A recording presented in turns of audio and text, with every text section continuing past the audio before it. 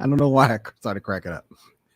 Welcome to the Micheaux Mission, 2 Men, 1 podcast. Every black film ever made. My name is Len, a.k.a. the Bat Tribble. Hello.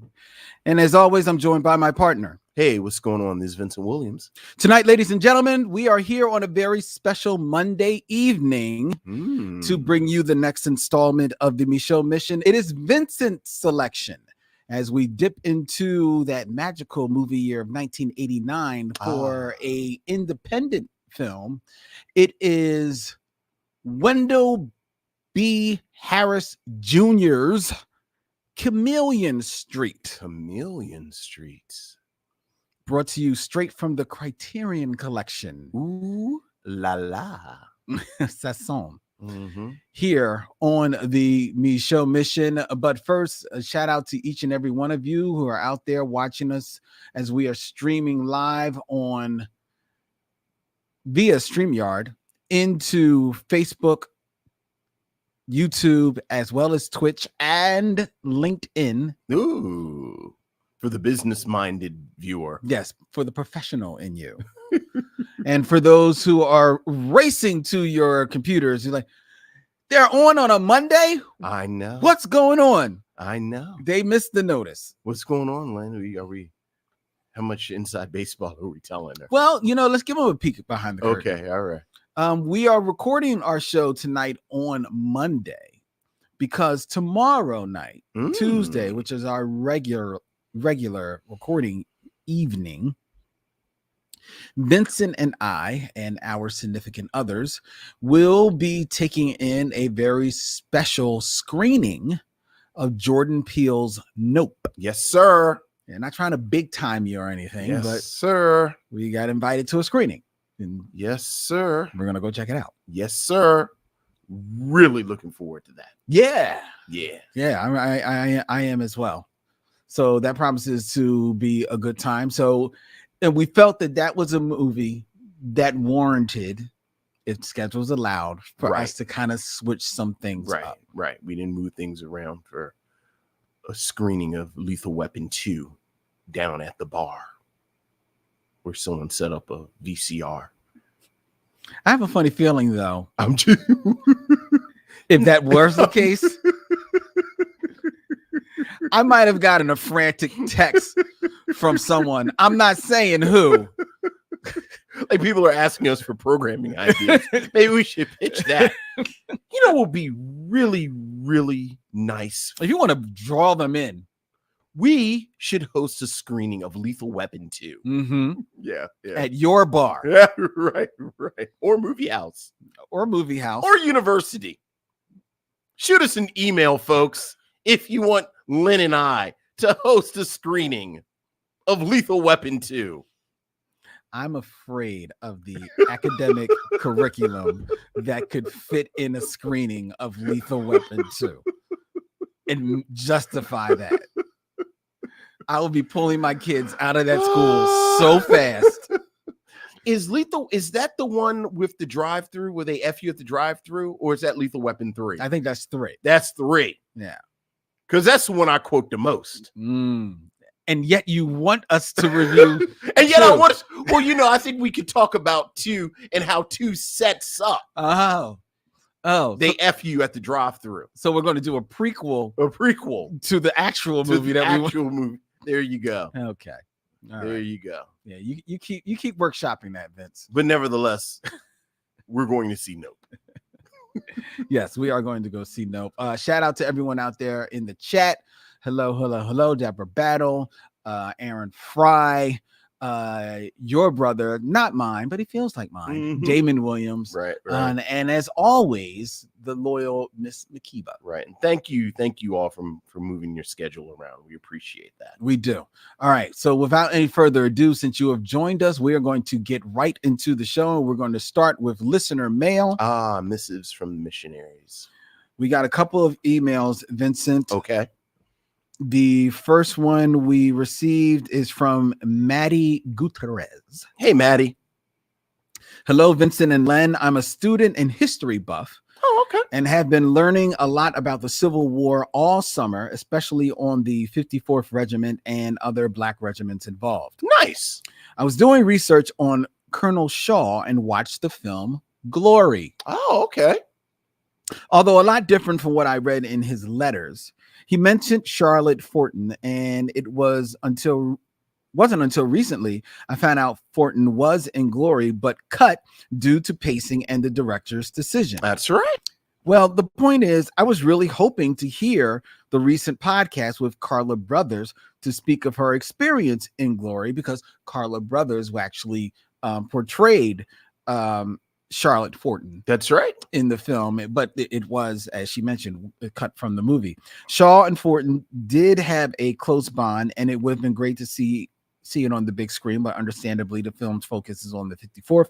I was hoping if any news on this brothers would be when she would be back on the podcast in August, hopefully hear her stories working on the film. And Mr. Broderick, thank you so much, and we'll tune in for the next episodes. You guys are great and keep doing what you're doing. Sincerely, Maddie. Oh, thanks, Maddie. Thanks, Maddie. We will certainly keep you abreast of when Carla Brothers will be on the show. We are both big fans, big time, of Carla Brothers as an actress and as a person. Mm-hmm. And we are waiting to get her on to schedule her for August to come on to the show. And she does have stories. She does have stories about her experience. She does have stories. Big time. We also heard from Belinda Silber. Hey, Belinda. Thank you for your program on blaxploitation films. Hey, which you can find is a very recent episode, Sweetback's Badass Universe. Yes, sir. A fun episode that we did with Josiah Howard. Yeah, another good friend of the show. Mm-hmm. At 71, I have seen my share during the time of release. Well, God bless you. Amen. There was nothing like watching kids bouncing and rocking through the opening credits of Shaft, or on my first trip to New York that I had to go across 110th Street.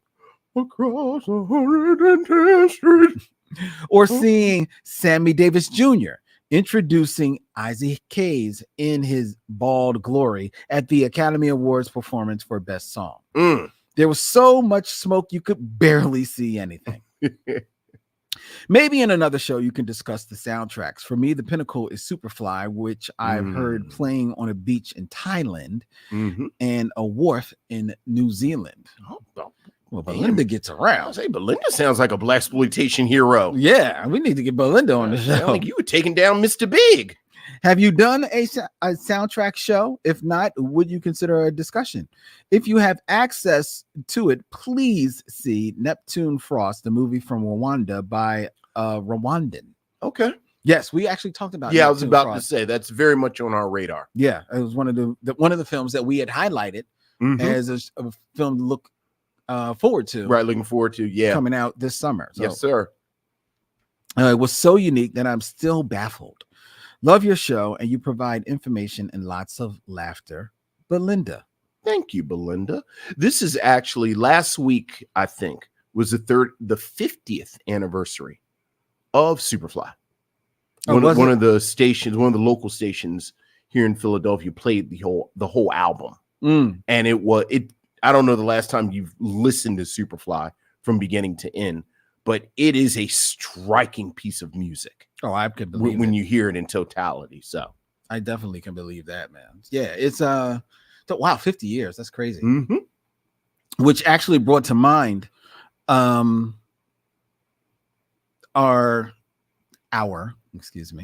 social media representative, Toya. Hey, Toya. She has sent over a text to me, a posting from Instagram from Essence about the year 2002.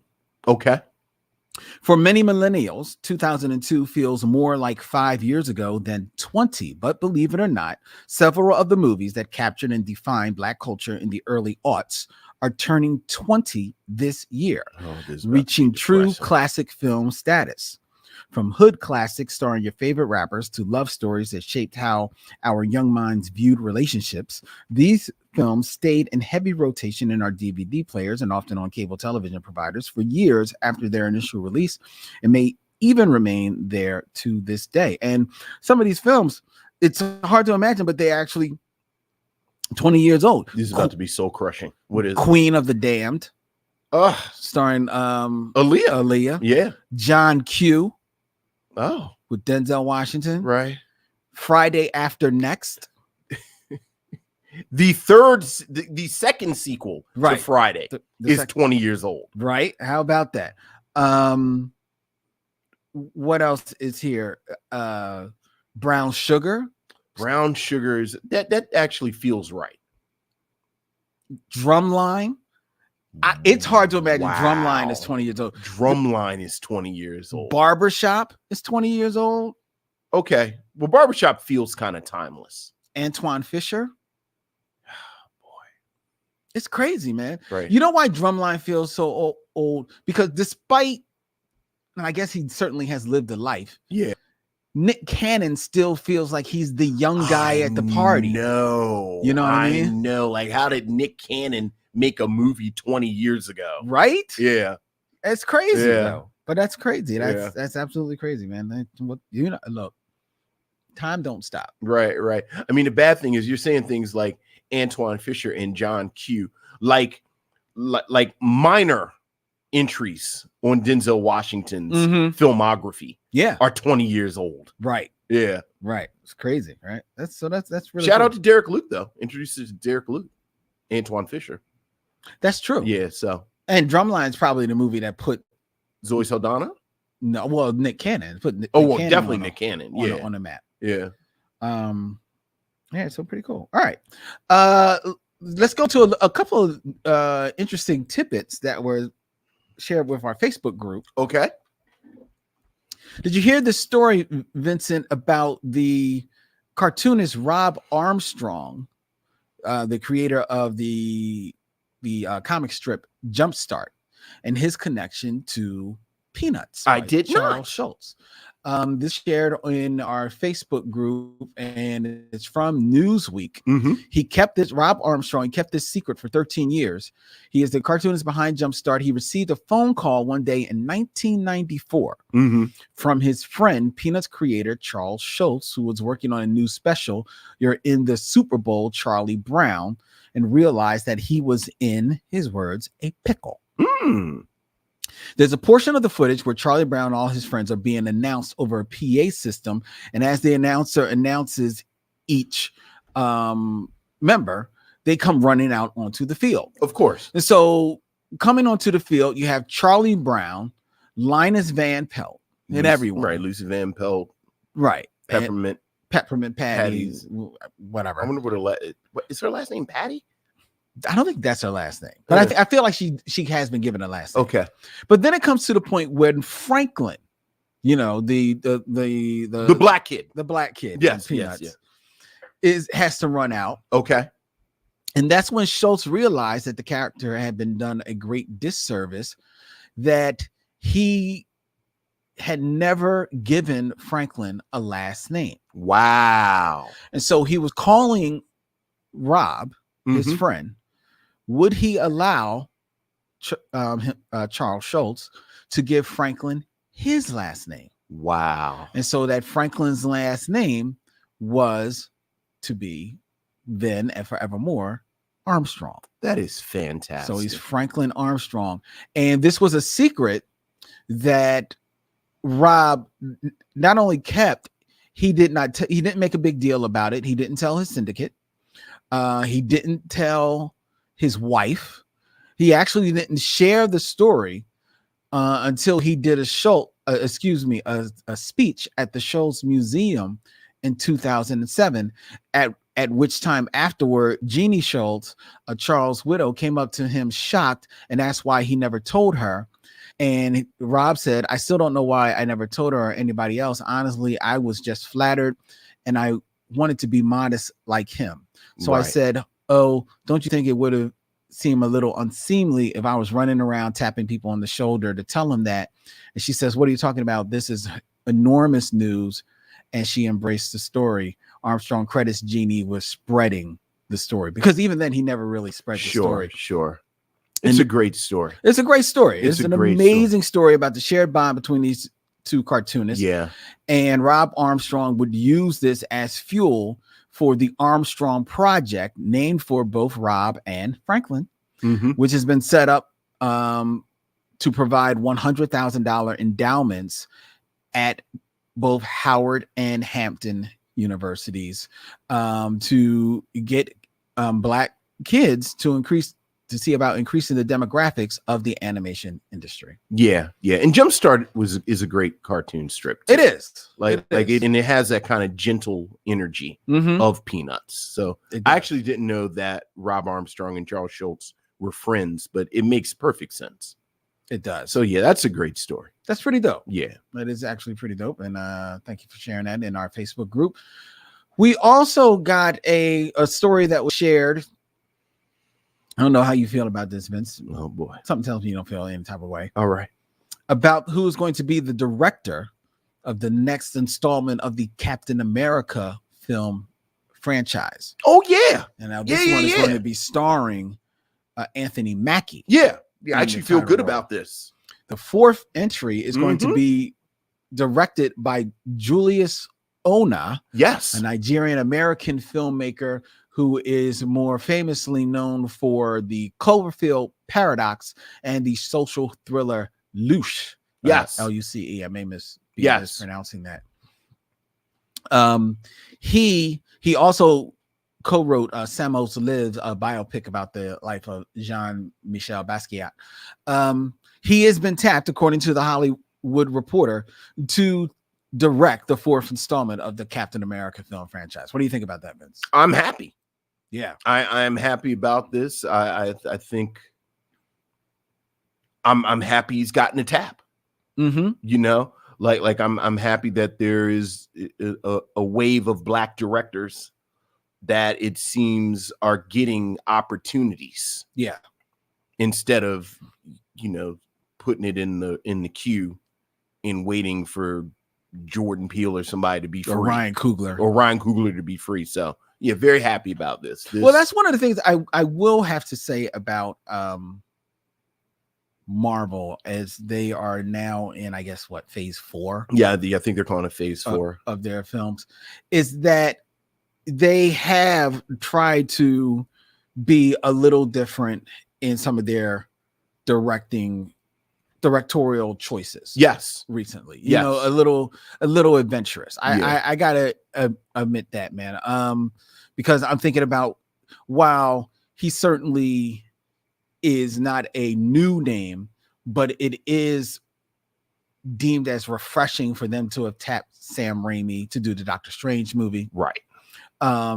They tapped Chloe Zhao for the Eternals film. That's right. Which I didn't 100% agree with, but I appreciated what it was trying to do. I very much appreciated that it was different. And look, man, at this point, you and I got on a tangent about this yesterday when we were working on something. Look, these movies are coming out every 6 months. So I think it's almost at the point we're judging a Marvel movie on its own merits. You're almost looking at it wrong. Like, at this point, they're all just pieces of this giant mosaic. So they have the luxury to try to do different things. Like, macaroni and cheese is my favorite part of Thanksgiving dinner, but I don't want 9 different macaroni and cheeses. So like, I'm not a fan of, like, I don't know, the yams with the marshmallows on top, but like, so I know. I know. It's very controversial. I know, but some people like that.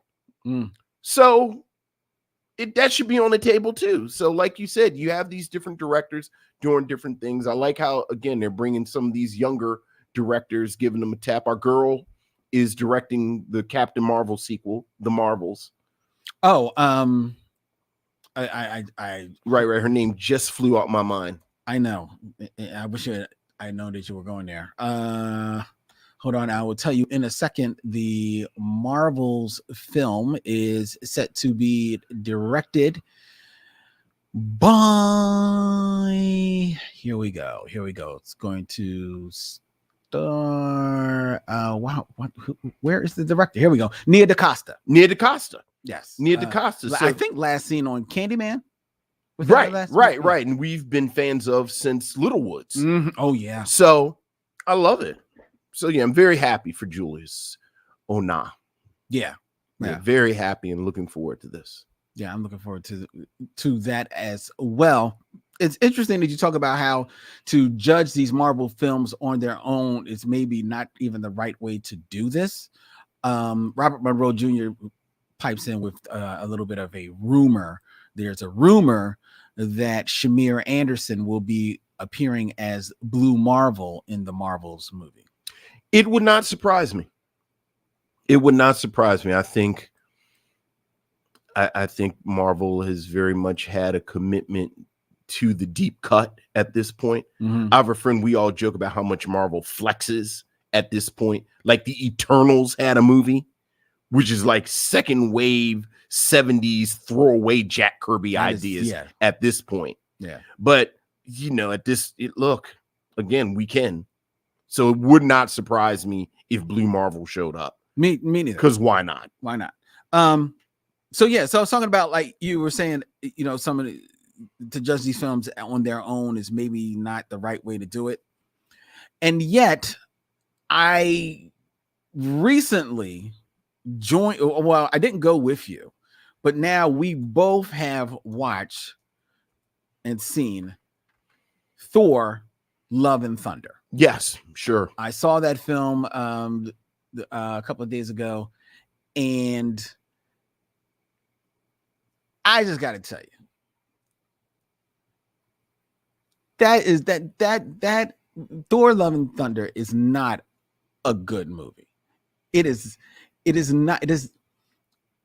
It feels as if they were writing that movie as they were going along, as they were making it. I think that it is an ugly film. I think some of the CG looks horrible in that film. I think that film totally wastes a fantastic performance by Christian Bale. He is in a totally different movie, and he deserves to be in another movie because he is great in the movie from the beginning all the way to the end. You ride the roller coaster of emotions with him, but that's Christian Bale. He leaves it all on the screen. Everything else in this film, I just felt was really just really bad. Tessa Thompson, who we love her here. She absolutely looks bored throughout the entire film. Like she cannot wait for this to be over.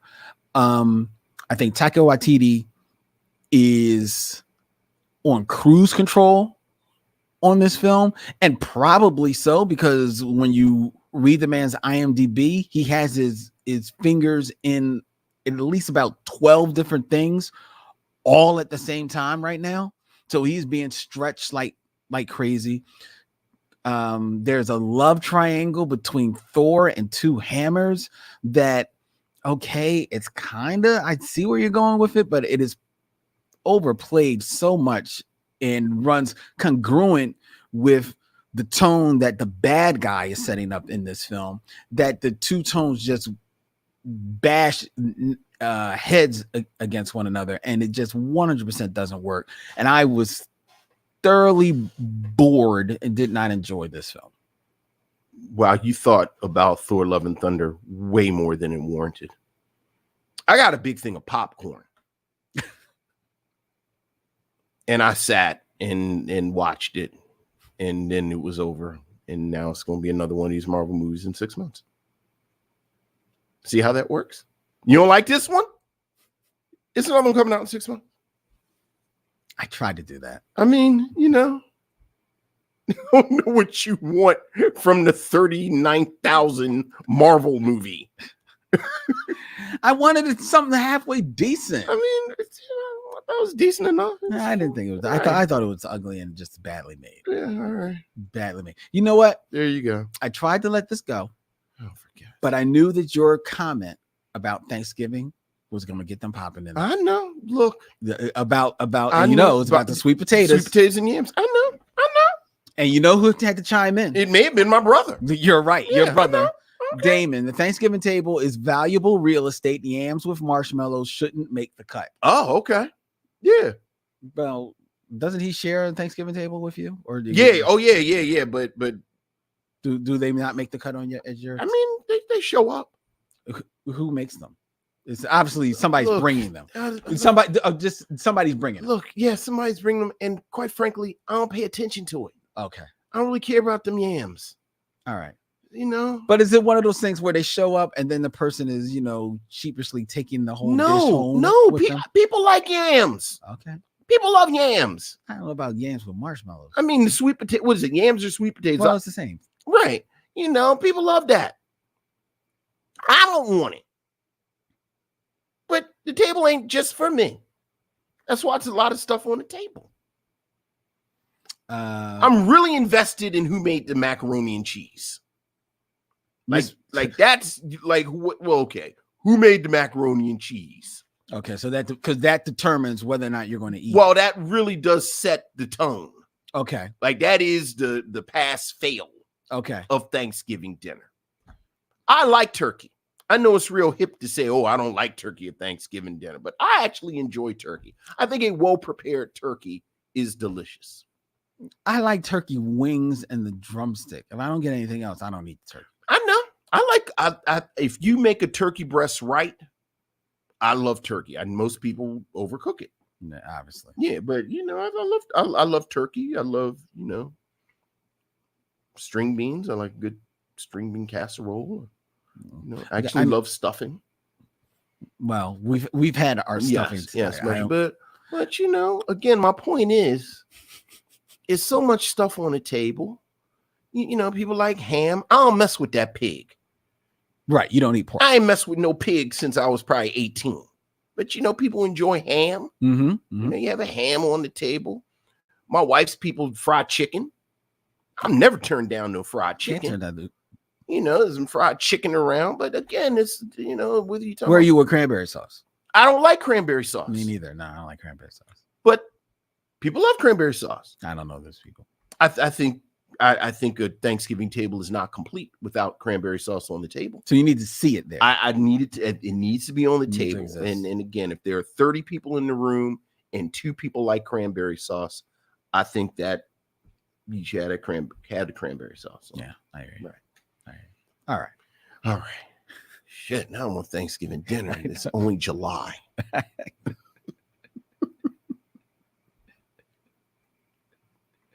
Well, what you can do is you can have a dinner planning out the menu for Thanksgiving. So that way you can figure out, all right, we want to bring like three macaroni and cheeses to determine who's going to make the macaroni and cheese. Right. Right. Exactly.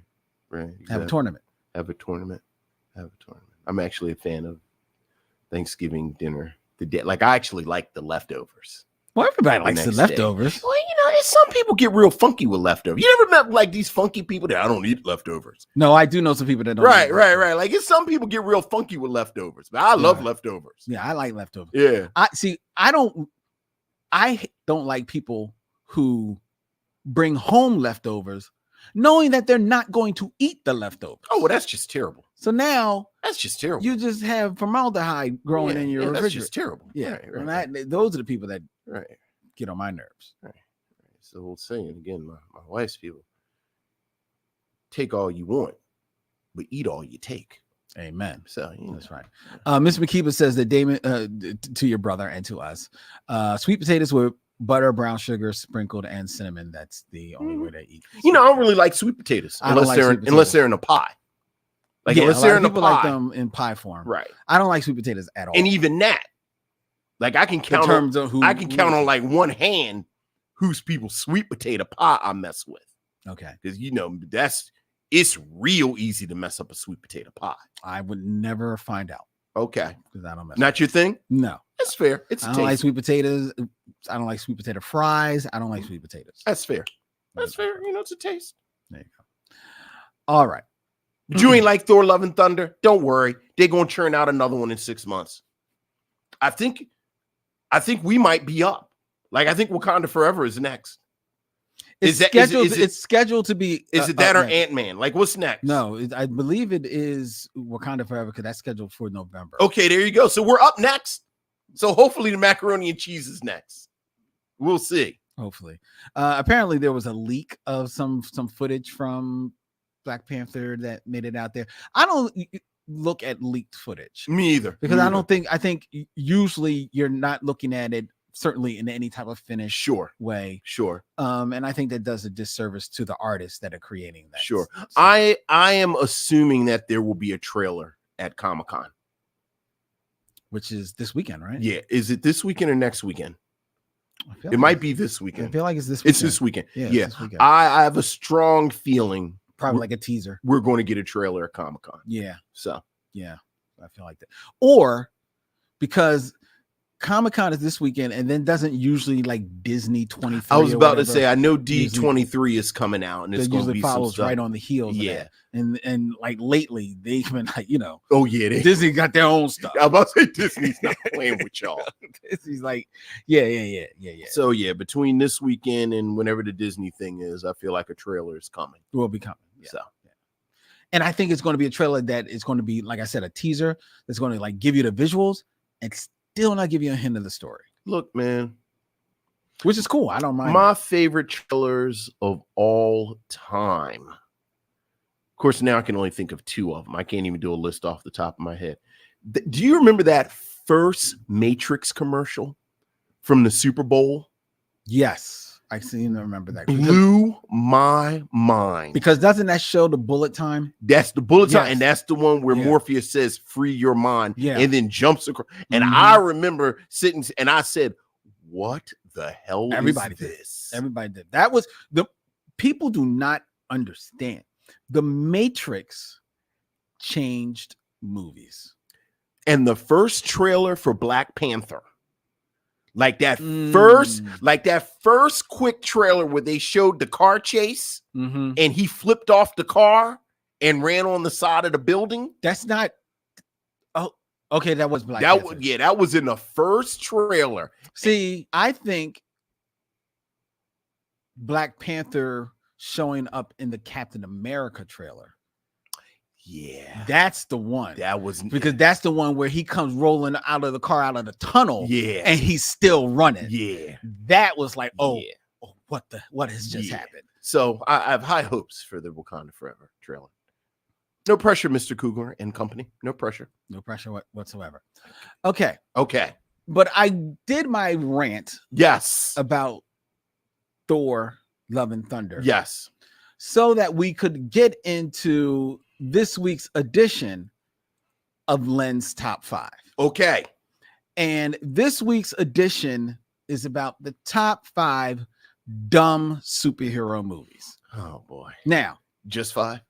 Well, it's the top 5. The top 5. Okay. It's the top 5. All right. Now, mind you, there are some bad superhero movies. Yes. But they're not necessarily dumb.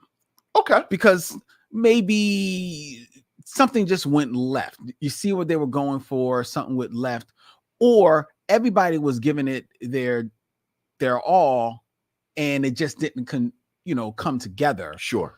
But it's not overall just a dumb experience. Right. So there's going to be someone here that, people are going to be complaining about and saying, oh, what about this? What about that? Well, this, first of all, this is my top 5. It is. And I will explain why each is on this list. Okay. What we got? So let's give them the intro music first for Len's top 5. Top 5. Who's your top 5? My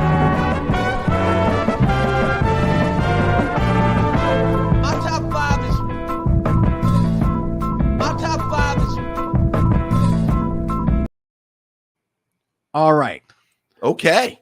Starting with number 5. Number 5 on the dumb superhero movies.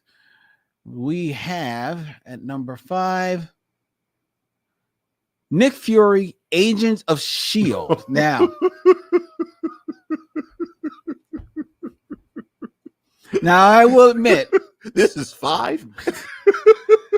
I will admit that this is a TV movie from 1998. Starring David Hasselhoff. Starring David Hasselhoff of Knight Rider and Baywatch fame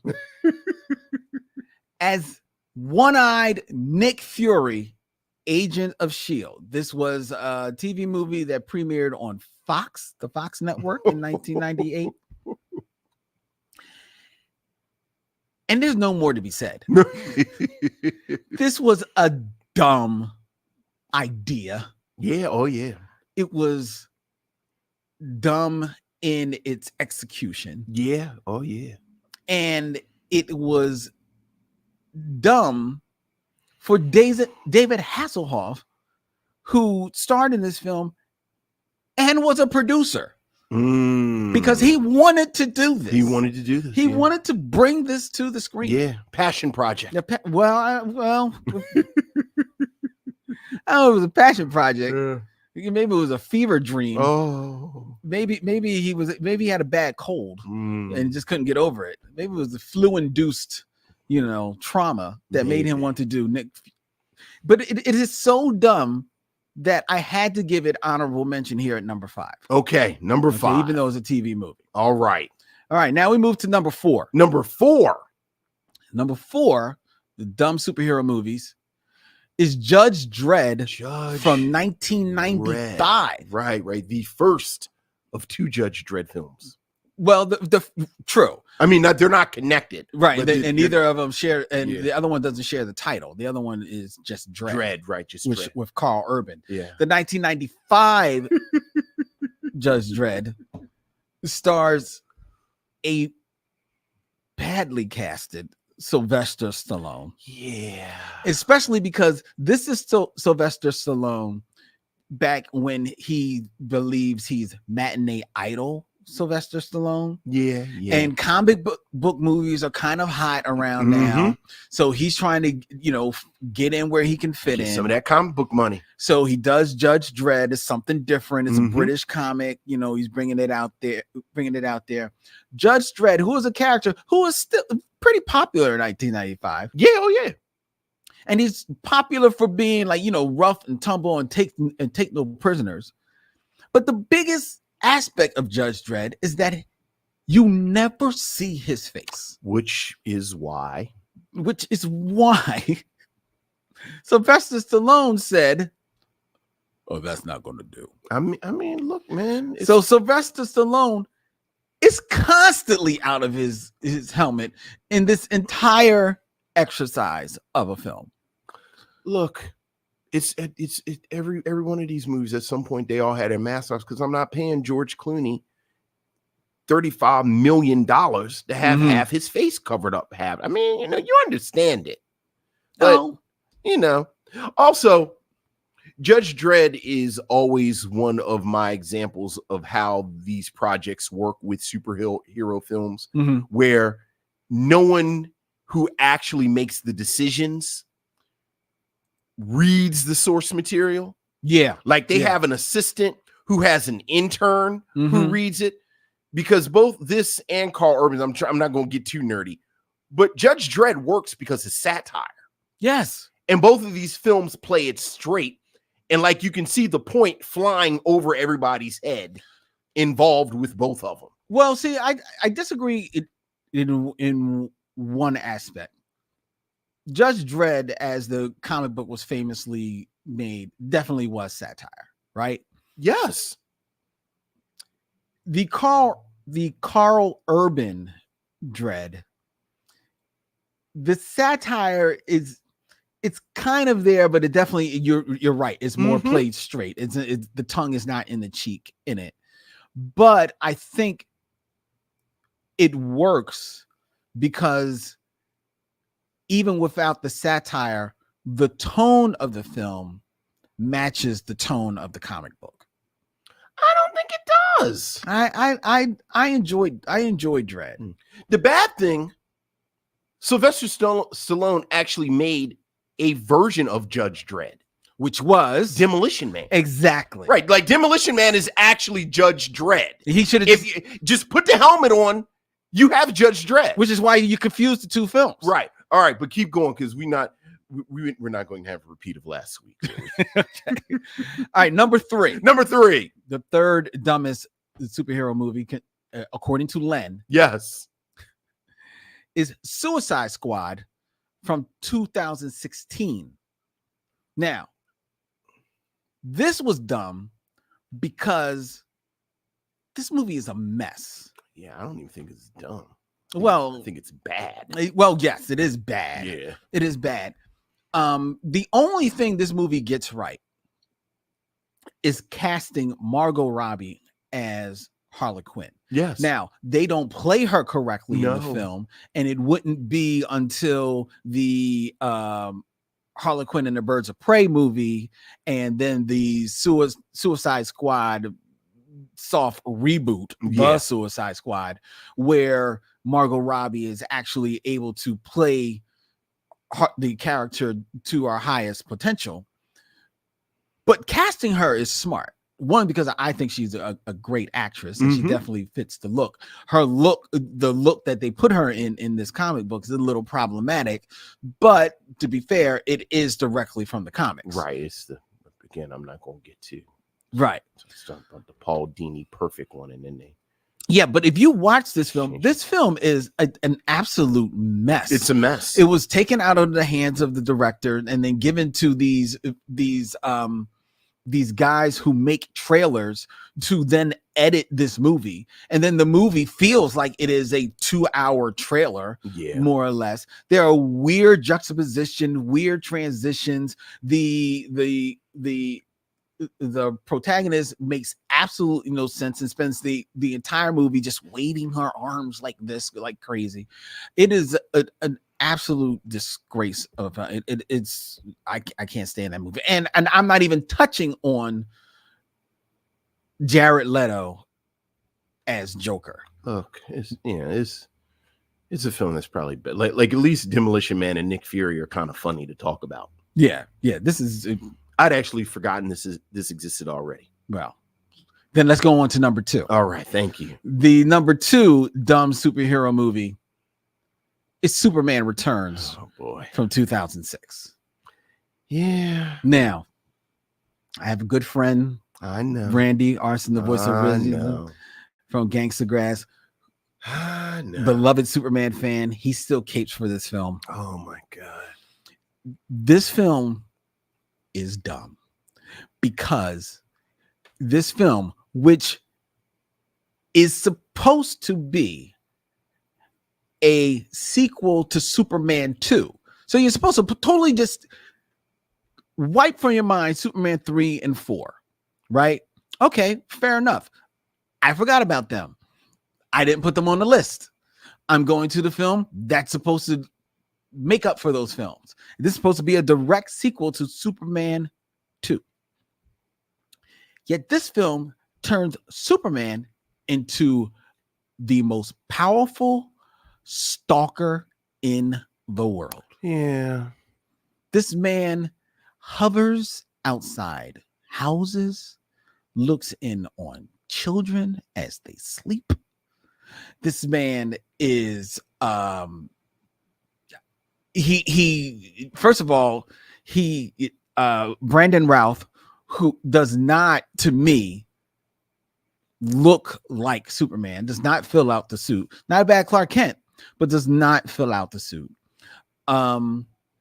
The machinations that this film goes through to make Superman, this almost pitiful character make absolutely no sense. Lois Lane doesn't have any agency in this film, which is a total knock to what Margot Kidder had built up in those 2 films, and then it wastes the casting here. Kevin Spacey, problematic to talk about now. I actually don't think he's doing a bad job as Luthor, but he pales. He's trying to mimic Gene Hackman's Luthor, and he's never going to win that battle. I mean, it's Gene Hackman. Yeah. And I just think that this was just an exercise in futility. This is another one that I successfully forgotten. I wish we could forget that this existed, but we can't. And now the number one dumb superhero film. Okay, what we got? From 2015, Fantastic Four. Another film that you forgot all about, right? I've actually never seen it. You've never seen it? I've never seen it. Well, as a lifelong Fantastic Four fan, I felt obligated to see this film. I'm a huge fan of Miles Teller. Mm-hmm. And this film kind of like takes the Ultimates Fantastic Four comic book and kind of brings that to life, where the team are younger. Sure, of course. And has a totally different relationship with Victor Von Doom, who will become Dr. Doom. But again, this is a movie that is just ridiculous. It is absolutely ridiculous. And the special effects in the film look like, this is from 2015. These special effects look like they are from 1975. And it's a shame because I like who was that? Josh Trank. Yeah, because I liked Chronicle. I like Chronicle a lot. Yeah, and which is why people were excited about this. And now there's some. I believe the story is that maybe the studio got set stuff and set stuff. He didn't get along with the cast or what have you. I didn't think the cast was bad. You know, Miles Teller, we like it. Michael B. Jordan, the cast is Johnny Storm. Okay, it's kind of original. But they don't really do anything with it. Sure. It's just a film that is an absolute mess, and a dumb superhero film, and to my mind, the dumbest of the superhero movies. And probably because it wastes the Fantastic Four. Right. I'm begging for a good Fantastic Four movie. Speaking of Comic-Con and D23, I suspect you're going to have some good news in the next couple of weeks. Well, I hope so, because I feel like they'll be making that announcement too. I do hope so. I do hope so. It's back in the loving hands of the Marvel machine.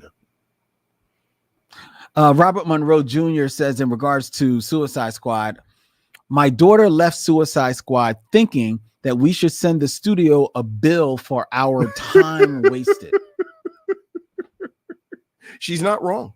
She's not wrong at all. Yeah. And also saw that, where was it? Aaron Fry said, are you counting TV movies? Then you must count Captain America and the Doctor Strange film, both of these films from the 70s. You know, I have a little bit of affection for those TV Marvel Which movies. Ones? Both Doctor Strange and Captain America, as well as all of the Incredible Hulk movies. Wait a minute. Okay, wait a minute. Whoa. I'll give you the Incredible Hulk movies because they are sequels to the TV show, which is a beloved TV show. Yes. So I'll give you them, even though they're not that great.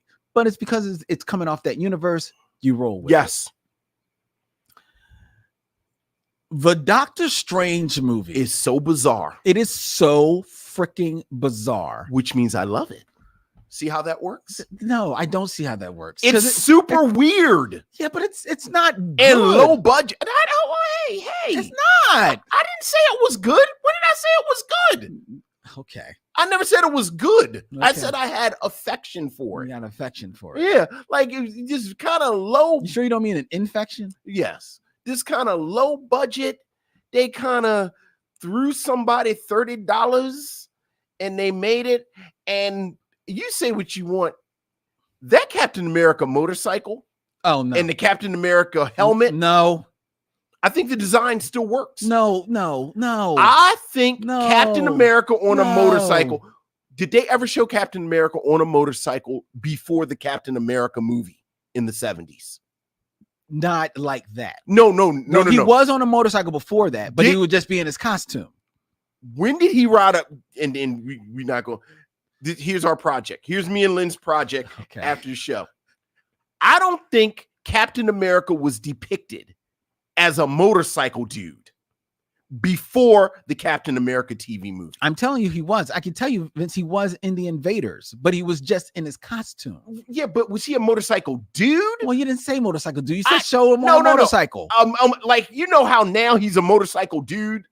Like, he just a motorcycle dude. He like Tom Cruise. I don't think he's a motorcycle dude, but okay. All right. He is very much always on a motorcycle. That costume, no. The only reason I like it. No, you know why you like it? Why do I like it? It's because you're a kid of the 70s. Yes. So you see that, and it evokes the member berries of Evil Knievel. That is 100% motorcycle correct. Jumping. Yes. And the red, white, and blue. You keep saying it like this. All that. These are not good reasons. Yeah, but if you look at it in just itself, it's horrible. I think it's an interesting design. It's absolutely horrible. I think the helmet is an interesting design with the painted on wings and the shield as the plexiglass shield. I think it's an interesting idea.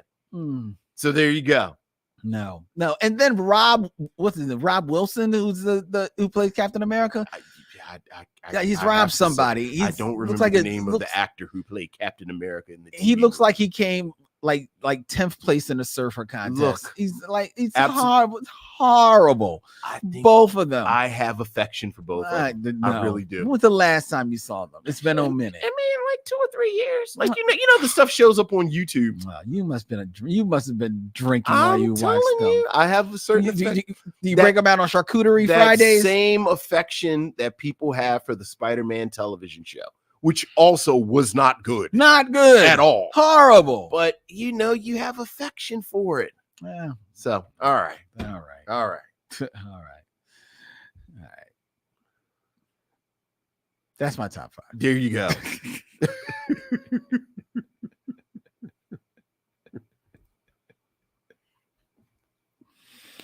Okay. Okay.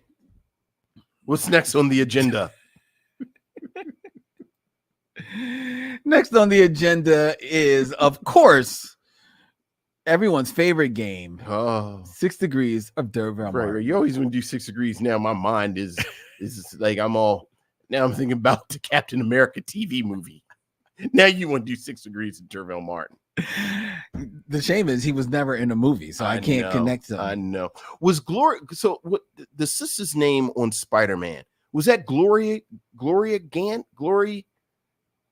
Like, remember it was the sister on the television show? Yeah. Was she in the comics after the television show? I think they put her in the comics after the television show because she more or less was playing the Betty Brant. Right. So there you, all right. Go ahead. All right. 6 Degrees of Derville. 6 Degrees of Derville. That's the key. Like, you'd be surprised what a person can do with just a sense of touch and a sense of sound.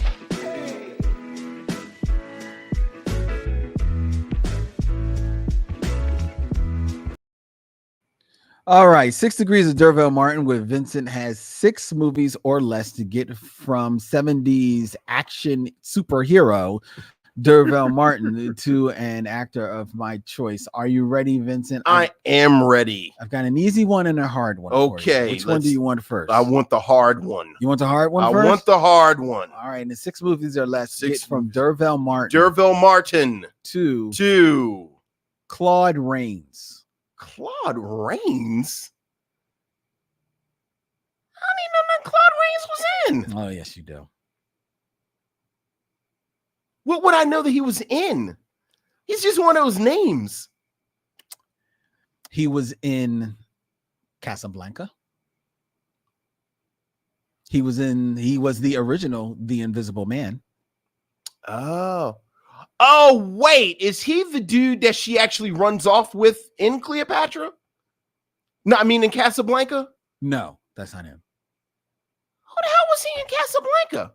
He plays the kind of like French, I guess like chief of police, who is Humphrey Bogart's friend. All right.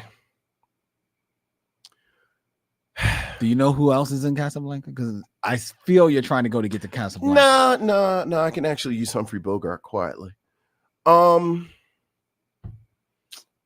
Shit. How can you use Humphrey Bogart? Oh, I know how you can use Humphrey Bogart. Yeah. So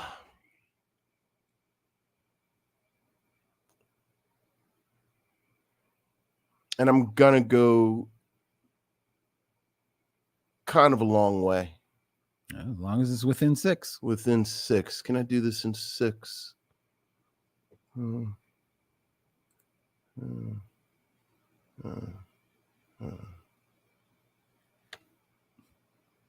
not going to give it away, Farrell Blackwell.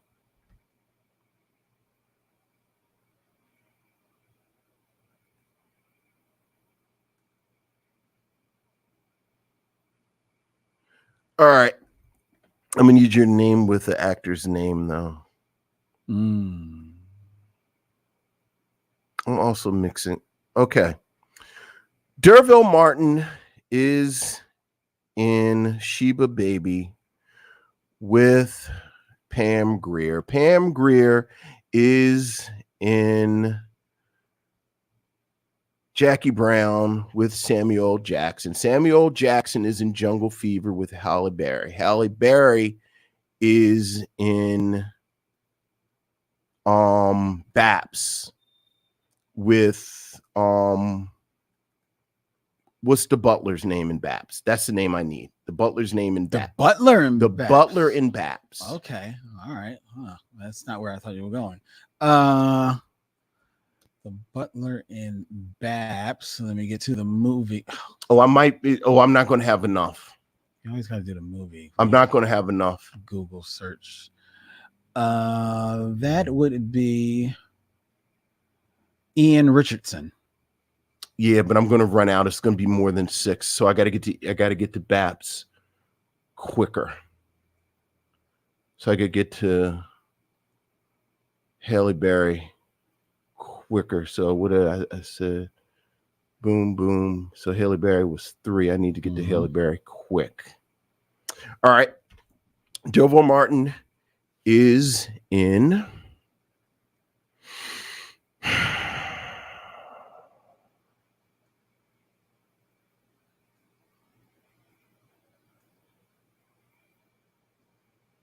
Wait a minute. Who plays Sam in Casablanca? Who was that? Oh, it's not. That's a good question. Hold on. Who plays it? It's it. Oh man, I'm mad. I'm mad that I don't know it right off the top of my head. Casablanca. The cast is. Hold on. I'm pulling it up on the Google. I know people are shouting it in the chat. No, actually, they're not. That's good. Oh, great. They don't have his name right there. How can they not have Sam's name? I know. He's the one playing it again. I know, but he's not like one of the. That's crazy. Dooley Wilson. Yeah, I don't know about Dooley Wilson. That's like his most popular. I know.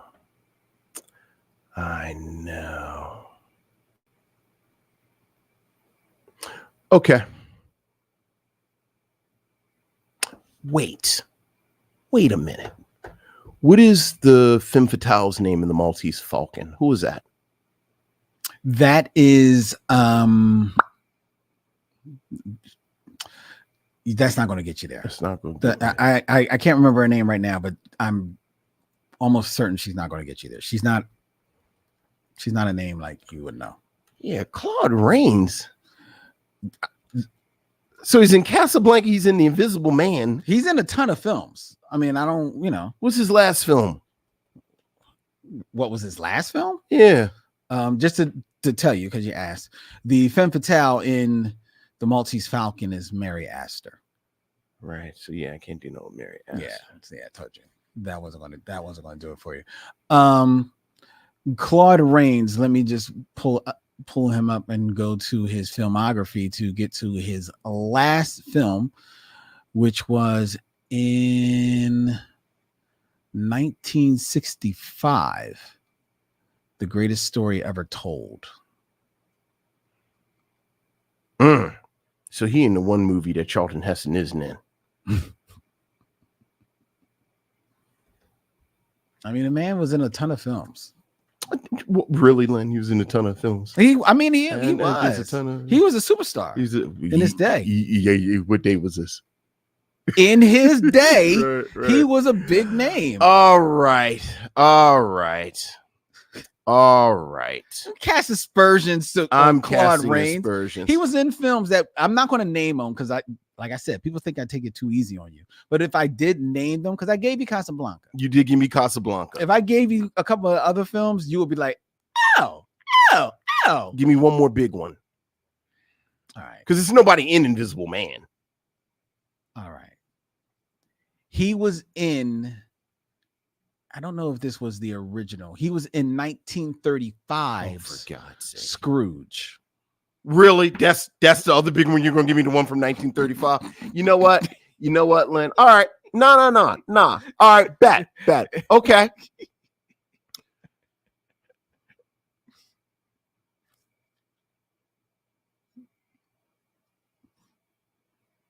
Derville Martin is in 5 on the Black Hand Side with Dick Anthony Williams. Mm-hmm.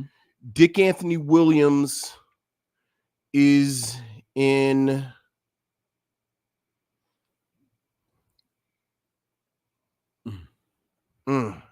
I gotta move. I gotta get to. I just gotta get to Halle Berry quicker. Like I actually have my path. I just have to get to Halle Berry quicker. So you just want to stick with this path because you know other ways. Is that what you're saying? I mean, this is the only path I'm gonna get to Humphrey Bogart. Okay. Let me see if I can do it. All right, so Dick Anthony Williams,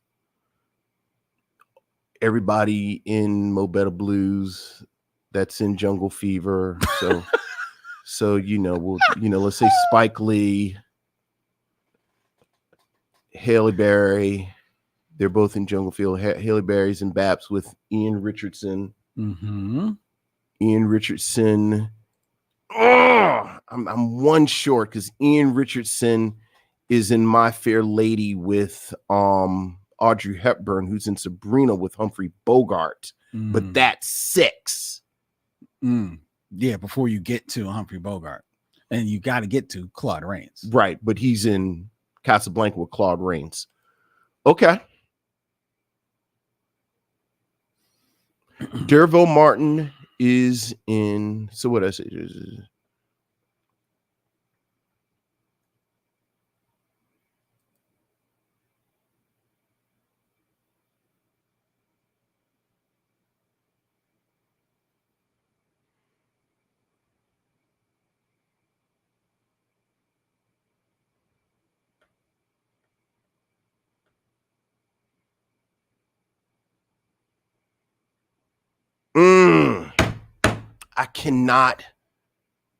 I can't. And I know as soon as I get home, I'm going to figure it out.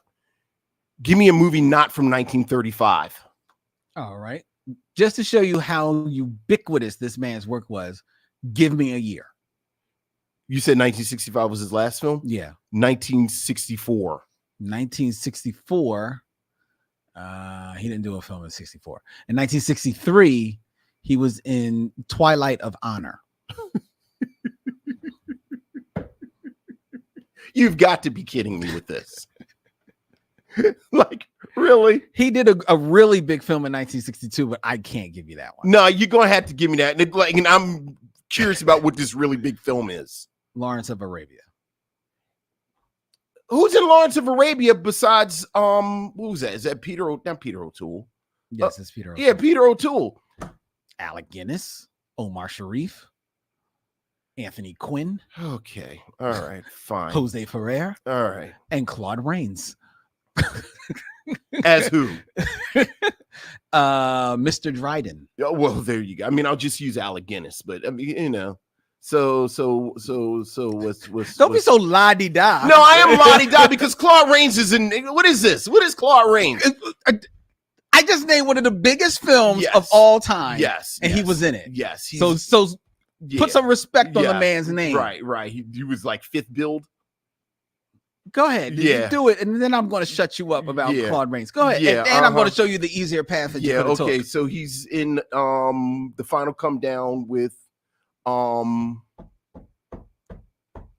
Billy D. Williams, who's in Empire Strikes Back, with everybody in Empire Strikes Back, who all of them are in Star Wars with Alec Guinness, who's in Lawrence of Arabia with Claude Rains. Okay. Who's like the fifth build guy. Okay. All right. Now, before you keep this disrespect to Claude Rains. Yes. First of all, you mentioned Humphrey Bogart. Yes. Let me tell you, without even me looking into it. Okay. The easier path that you could have went. Okay. Derville Martin is in Guess Who's Coming to Dinner with Katharine Hepburn, who was in The African Queen with Humphrey Bogart, who is in Casablanca with Claude Rains. I forgot Katharine Hepburn is in The African Queen. Now, that's a good one. That's the way I should have went. Yes.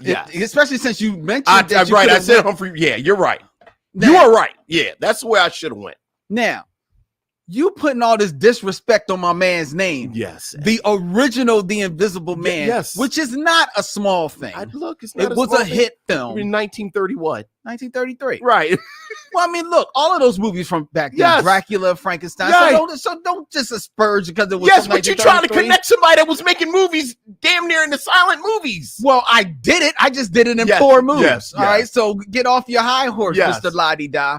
But in regards to Mr. Claude Rains, not only was he in The Invisible Man, not only was he in Scrooge, 2 big films, especially Scrooge. I don't care what you say from 1935, still gets played every Christmas. All right. And he played in that film Jacob Marley, which was a big role in the film. Yes. Not Scrooge, but yeah, okay, go ahead. Okay, he wasn't old enough. Okay, yeah. All right.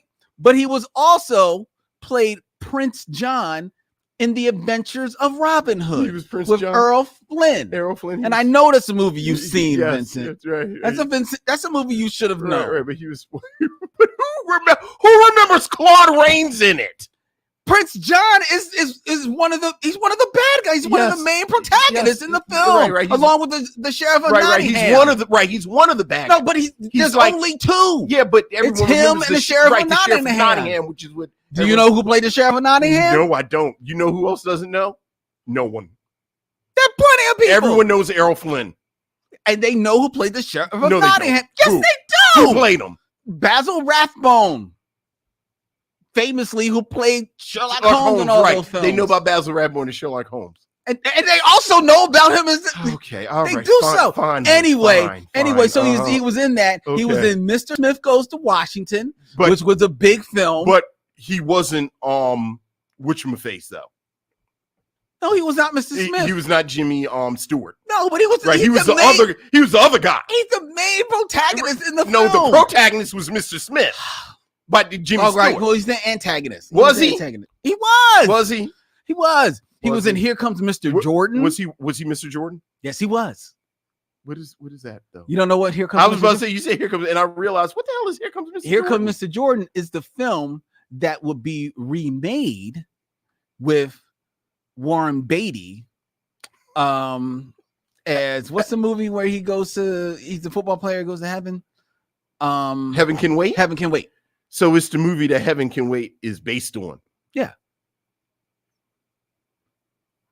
Does anyone know that Heaven Can Wait was based on?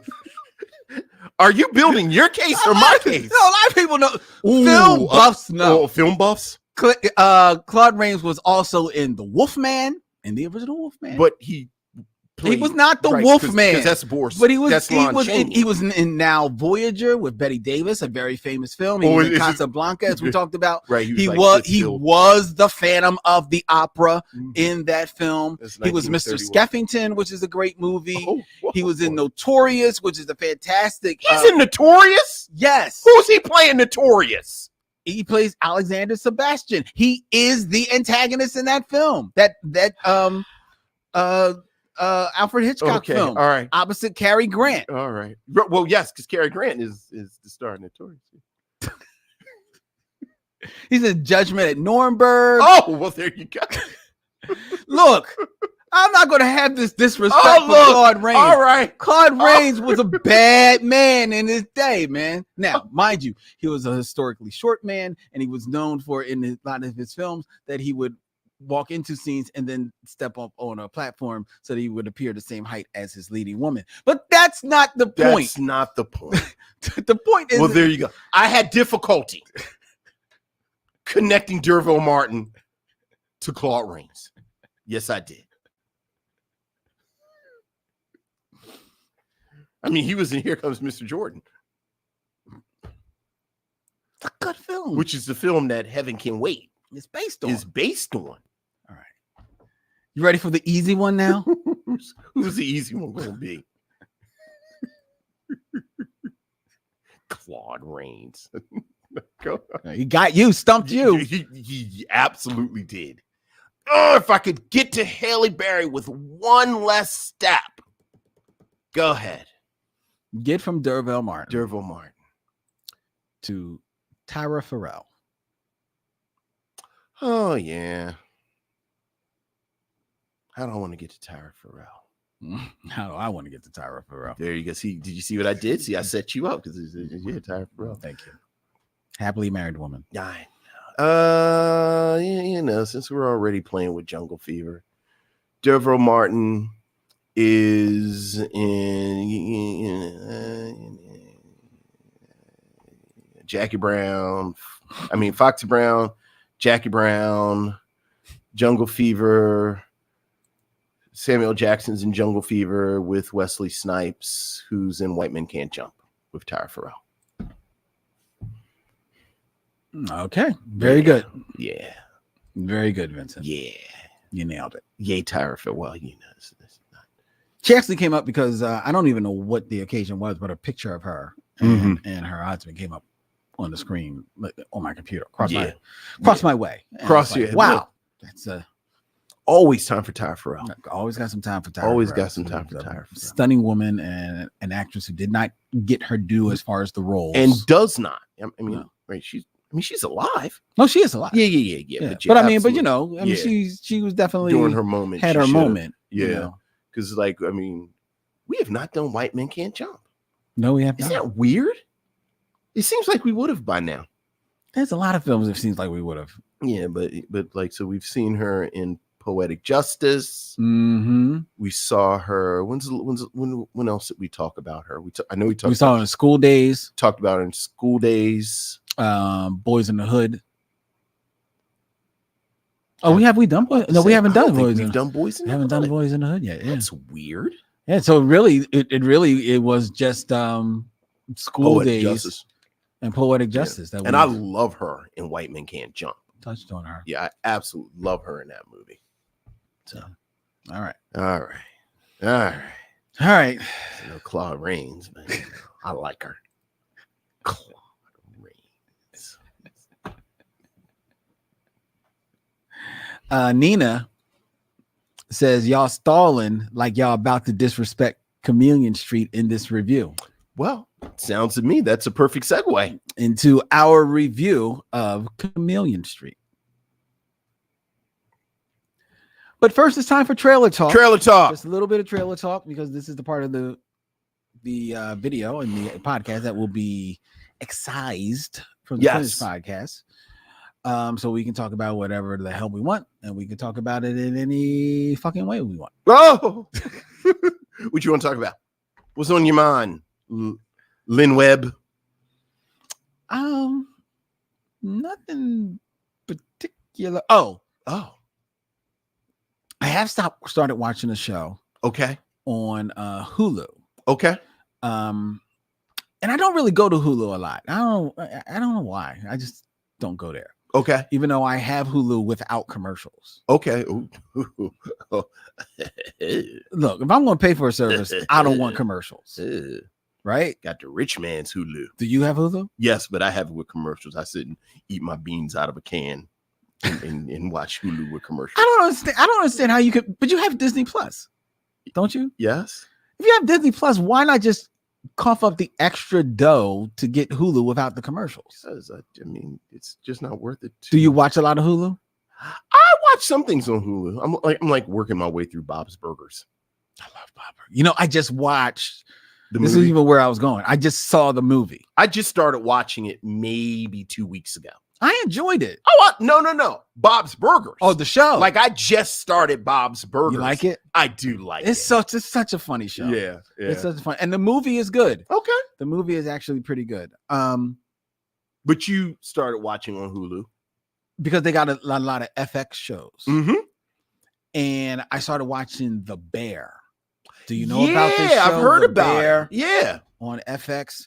The Bear, which, you know, at first I heard a lot about it, but I wasn't sure if I wanted to check it out. But then I saw that it stars my man from Shameless. Yes. It starred, I want to get this, Jeremy Allen White. Mm-hmm. He stars as a restaurateur who comes back home to Chicago to run basically his family sandwich shop. Right. After his brother, who was running it, kills himself. Okay. And it's just the whole machinations of him leaving the high life in New York and now having to deal with this sandwich shop and getting it up and running and back to it, trying to find his former glory, while also trying to manage, you know, the crew who were used to the way that his brother and his cousin ran it, and also reconnect with his family who he's had a bit of a falling out on. Okay. It's a half-hour show. A bit of a, it's definitely a comedy, maybe more dramedy, but it's well told. It's very, it gets into the stress of, you know, of such an eatery in Chicago at this time, because it's definitely like just a corner eatery, like sandwich, hot dog, you know, sliced meat sandwich joint. The cast is great. I really enjoy the cast, especially, and I want to make sure that I get her name, Ayo Idibiri, who plays this young, like, intern. Okay. Who comes there to work at the restaurant at the same time that as he comes back home, and she, unlike everybody else in the crew, has the formal training. Right. So she's got to kind of like work her way with the crew as well. And it's really dope. It's really fun. There's one season out right now. It's been renewed for a second season on FX. And it's a lot of fun. I really, I'm not through the first season, but it really is pretty dope, and I'm enjoying it a great deal. I've heard good things about it. I think Camille might be watching it. Yeah? Yeah. But I've heard, you know, it's gotten solid reviews and, you know. Yeah, it's pretty. So I'll put it on the list. You should. Okay. You should. Fair enough. And a lot of people have been talking about The Old Man, which is the Jeff Bridges show. Yeah, I think my brother was talking about that. You're absolutely right, because he's in the chat saying that he's been watching The Old Man on Hulu. If anyone is thinking of watching it, don't do it. It doesn't live up to the teasers. Well, there you go. And here's the thing. I wasn't really that interested in seeing it because it strikes me as Jeff Bridges doing his like Liam Neeson, right, his old badass man thing. And I got a lot of love for Jeff Bridges, but I don't need to see a series of that. Okay. I'm good with that. I won't put that on the list. Yeah. This has been a very useful trailer talk. No. We aim to try and educate. Let's see. And somebody else was pointing out that Eve's Bayou is going to be moving to the Criterion Collection. Yes, sir. Very soon. And I believe it's set to show up there in October, which is pretty cool. And well deserved.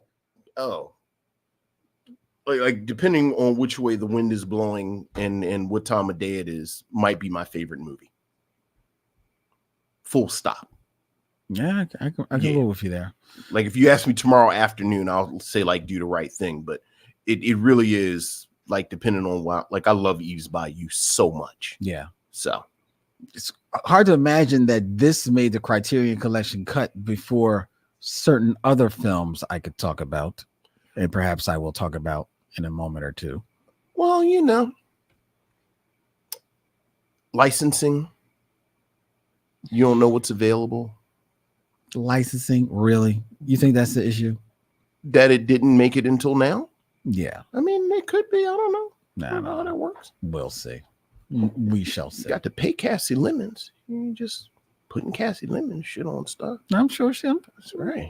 I'm sure she'll make it work. I mean, she'll make it work if you make it workable for her. Well, you don't think Criterion Collection would make it work for her? Well, Apparently it took a while. I was about to say. Yeah, they did now. Maybe 5 years ago, they came at her a little disrespectfully. And she said, no, thank you. I'll defer. So. It came at her like you did on Claude Rains. Oh, for God's sake. Yes, Lynn, I could help. I'm not letting you live that down. Oh, I'm not letting you live that down. We are both communally not letting each other live that down. There's nothing for me to let down. That was a good selection. Oh, for God. Yeah, sure. It was a good Anytime selection. you start with his biggest hits are in 1930, whatever you say after 1930, it's like, here we go. Oh, wait, what's that supposed to mean? There weren't those stars don't count. The stars of the 30s and 40s are not do their just due. Is that what you're saying? That's that is actually what I'm saying. Why? Ain't nobody watching them old ass movies, Lynn. Those are good movies. I didn't say they weren't. See, do you see what I didn't say they weren't good. I mean, things are good, like lots of stuff. But okay, define old ass, because there's some people who say the 20-year these movies that are 20 years old are old anything ass. Before World War II.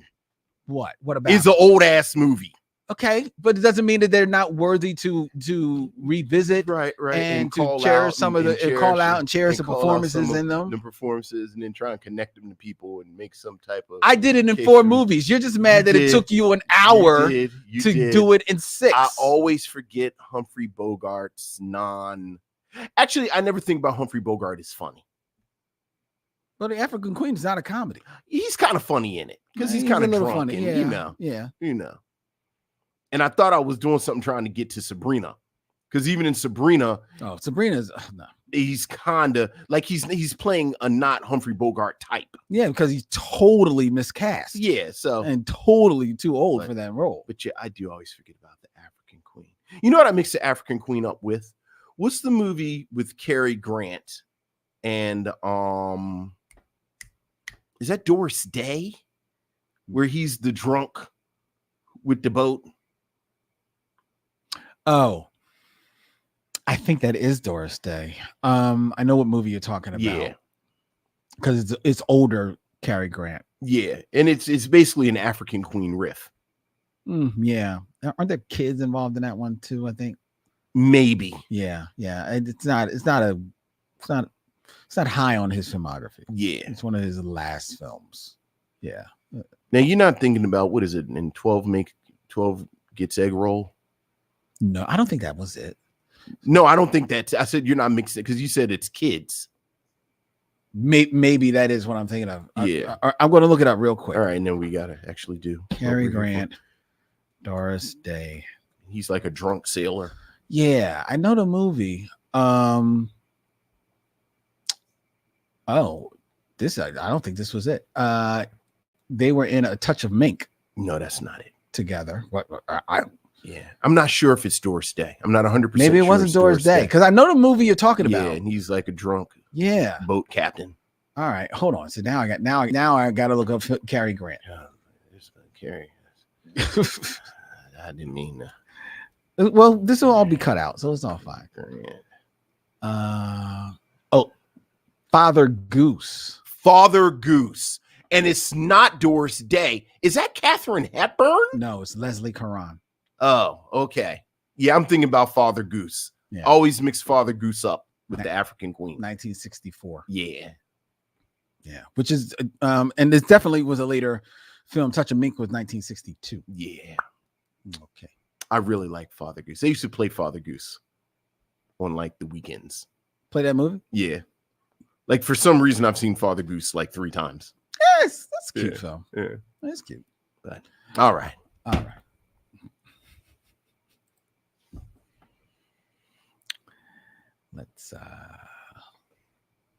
Let's see where we're going here. A lot of people still caping for only murders in the building. Still haven't started it. You know what? You actually told me I might not like it though. Yeah, but I think there's a reason I haven't returned to it, because while I do think it's a well-made show. How Martin Short is Martin Short in it? Little Martin Short goes a long way with me. He's cool. Okay. He's older, so he's right. and he's not over the top at all. I think it's like the movie, the series is set in the what's that part of the New York, the West, Upper East Side. Yeah, I guess I think it's the Upper West Side. Upper West Side. It's like it's more like affluent. Yeah, it's area. It looks pretty blindingly white. Yeah, it looks a little. And monochrome. I think there's something about that kind of like, as I was watching it, as much as I was enjoying it, like, because sometimes I can detach myself from that and just get lost in the storytelling, and I kind of leaves you cold. Yeah. At the end of the day, I can see that. Like, this is cool, it's good, and people that like it, God bless you. Not your jam. I don't need to finish it. All right. I ain't mad at y'all, but I don't need to finish it. So, and I think that will really force, like, you will notice that right off the bat. Yeah. And you will be like, I ain't got time for this. I mean, look, Steve Martin's pretty unapologetic about his place in the world at this point. And as well, he should be. The man has earned his stripes. Yeah, so I'm a Steve Martin fan, right. so it's fine. Steve Martin ain't gonna be nowhere with Issa Rae. And he really is style. Nina says that Only Murders isn't as white as they could have made it, though. Well, maybe so. True, because Selena Gomez is in it. But that should be their tagline. It's not as white as you think. It could have been whiter. Don't act like Taylor Swift couldn't have played this role.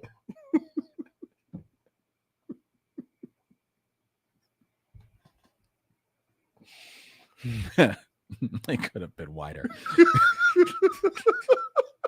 Only Murders in the Building. It could have been wider. Right. All right, come on, let's go. All right.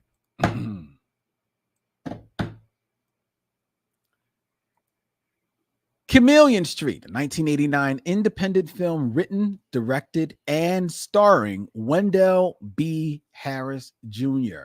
It tells the story of a social chameleon who impersonates reporters, doctors, and lawyers in order to make money. The film is a satire based on the life of Detroit con artist and high school dropout William Douglas Street Jr., who successfully impersonated professional reporters, lawyers, and even surgeons. This 1989 film, which apparently was a darling of the festival circuit at that time, was the selection of Vincent Williams for tonight's stop on the Micheaux Mission. Vincent, what say you of Chameleon Street? Chameleon Street is 100% an example of a film that the only reason I knew about it is because we do this podcast. At least one person, maybe two people, have mentioned it to me over the years, saying, "Oh, well, hey, have y'all looked at Chameleon Street? What do you think about Chameleon Street?" Just reading about them. Saying, you remember last year I was reading Film Blackness. Yes. American Cinema and the Idea of Black Film by Michael Boyce Gillespie. Yes. A book I strongly recommend. He is a film prof at a city college in New York. Shout out to Dr. Gillespie. If anybody knows him, please tell him I'm a fan of his book. But he has a whole chapter on it. And as you mentioned, it's a media darling. It won the grand prize at Sundance that year. But it is a film that is really one that people don't talk about. That arguably has vanished. And it is a film that frustrated me in a way that the more I think about it, frustrated me in a good way. Okay, I'm going to stop you right there for just a split second because I think your camera may be frozen. So I'm going to remove it from the stream and then try adding it back to the stream and see if this refreshes it. I don't know. Nobody is it's screaming that it's frozen, so maybe it's just frozen on my computer. Because I was waiting for people in the chat to like tell me that your screen was frozen, but they haven't yet, and they're still not. Yet you are still frozen here. And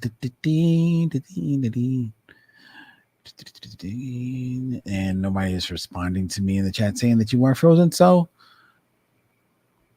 I'm going to do this. Oh, it was frozen for a minute, and apparently it was not frozen anymore, they're saying.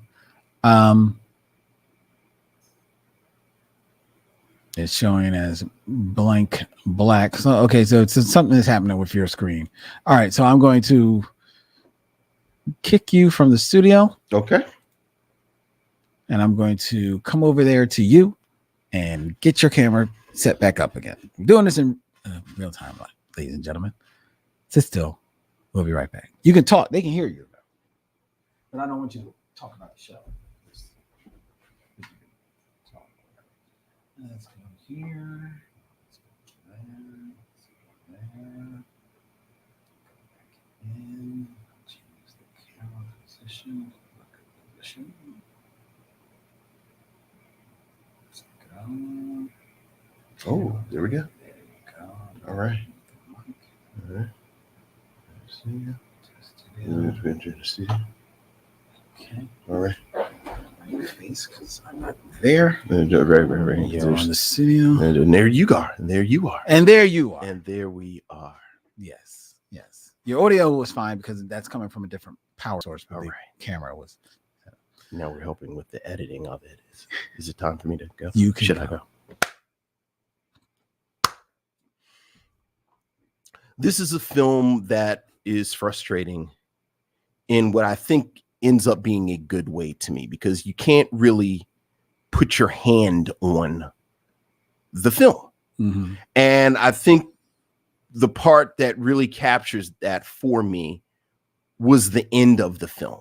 Okay. After the entire film, as you said, this is a film based loosely on the life of William Douglas Street, who was someone who was a con artist who impersonated all these different people. As the title says, Chameleon, this is a film about identity and personality and everything. So at the end of the film, after we've had an hour and a half of this character portraying all of these different people, over the credits, you have a montage of people telling the story of the frog and the scorpion. Yes. And I love it because you know the story. Mm-hmm. A lot of people do. Everyone knows the story. The people telling the story all are telling it differently. Like they're all adding their own parts. They're all saying it in their own voices. They're all so that as someone who has watched the whole film, I'm thinking, this is Wendell Harris's final statement on this character, basically saying that no matter what the details are, no matter who's telling the story, at the end of it, your identity is your identity.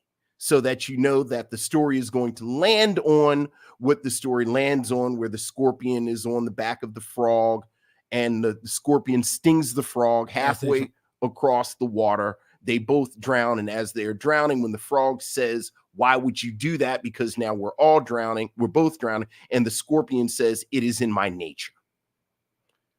They tell the story. They get to the end of the story. The final words of the story, of the anecdote, come from either Wendell Harris, the actor, or Wendell Harris portraying William Douglas Street, the character. Mm-hmm. He's partially shaded because he's sitting back and he's backlit, and he says, "It's in my character," which is sort of like it's in my nature. But character is a different word than nature. So that it's in my character in a film about identity, you start to think, well, is he saying that the scorpion is playing a character and that this is just something he has decided to do? And again, in my mind, this is an example of how you look for meaning in this film. Like, you look for meaning. That's what you do. And it's hard to find it. Like, this is a film, again, about a man who he pretends to be a surgeon.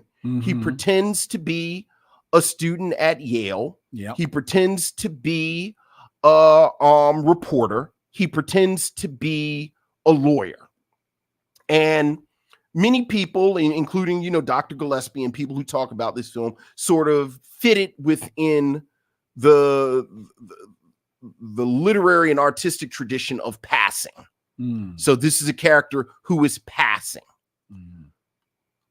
But Harris complicates that almost immediately, because when you think about passing and the tradition of passing in films like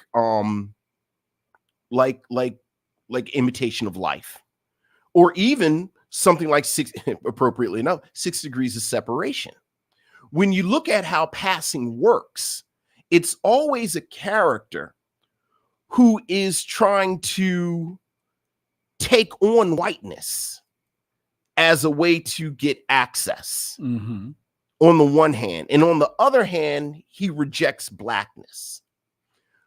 But example after example, all 4 of those examples, the film goes out of its way to show other Black writers. The secretary outside is a writer who catches him with a misspelling in a letter when he's a reporter. There are other Black physicians when he's pretending to be a doctor. There are other Black students at Yale.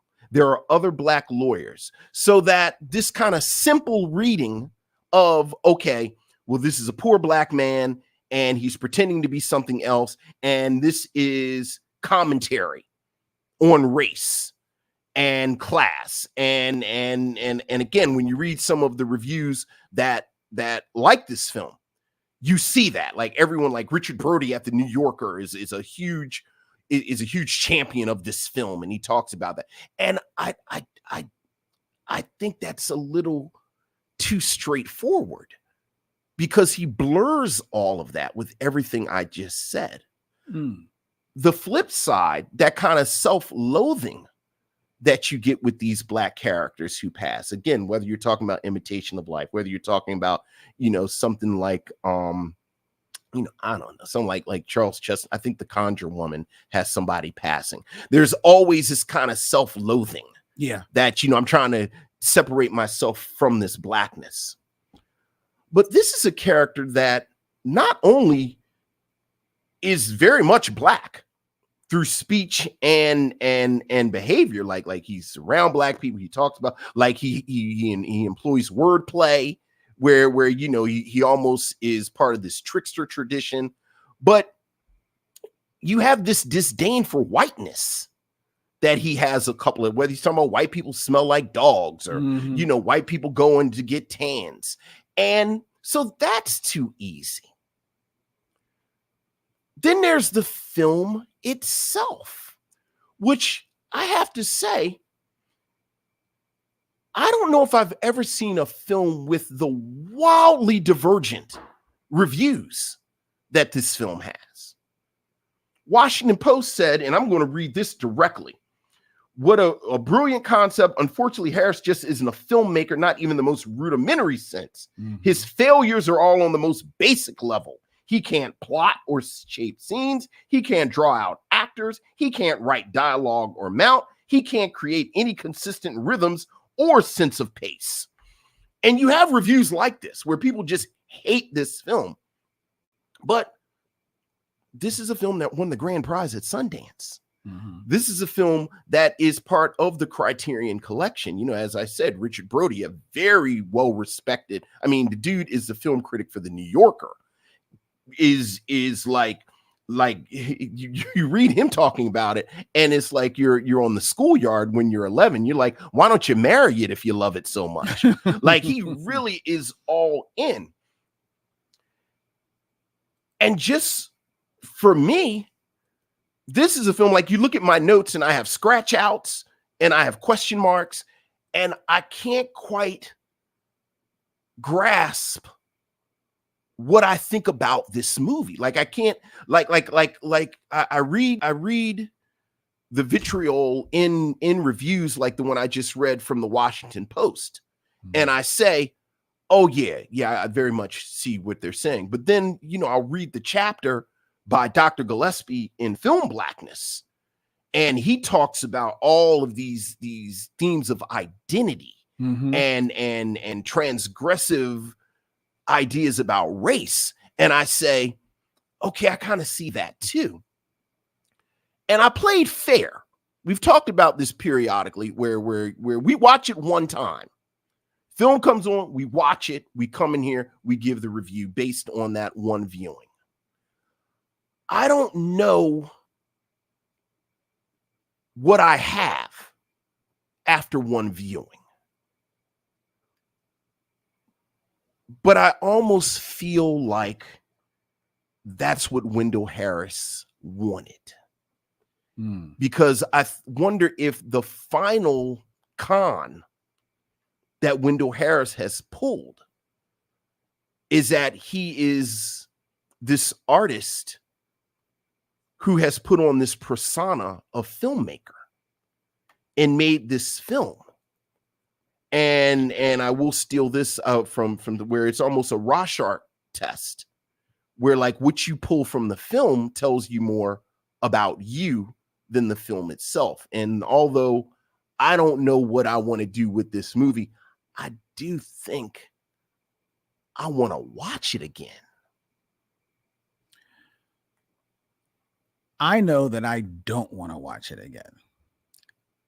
And I think you were mentioning about Richard Brody and his love for this film, Richard Brody of The New Yorker. He also wrote a story about this film back in September of last year, talking about how it is an overlooked classic, but found it interesting that Wendell Harris has not done a second film since then, even though, like we said, and you mentioned, it was a darling of the festival circuit, and he was called in for pitch meetings left and right, and yet he was unable to land another film.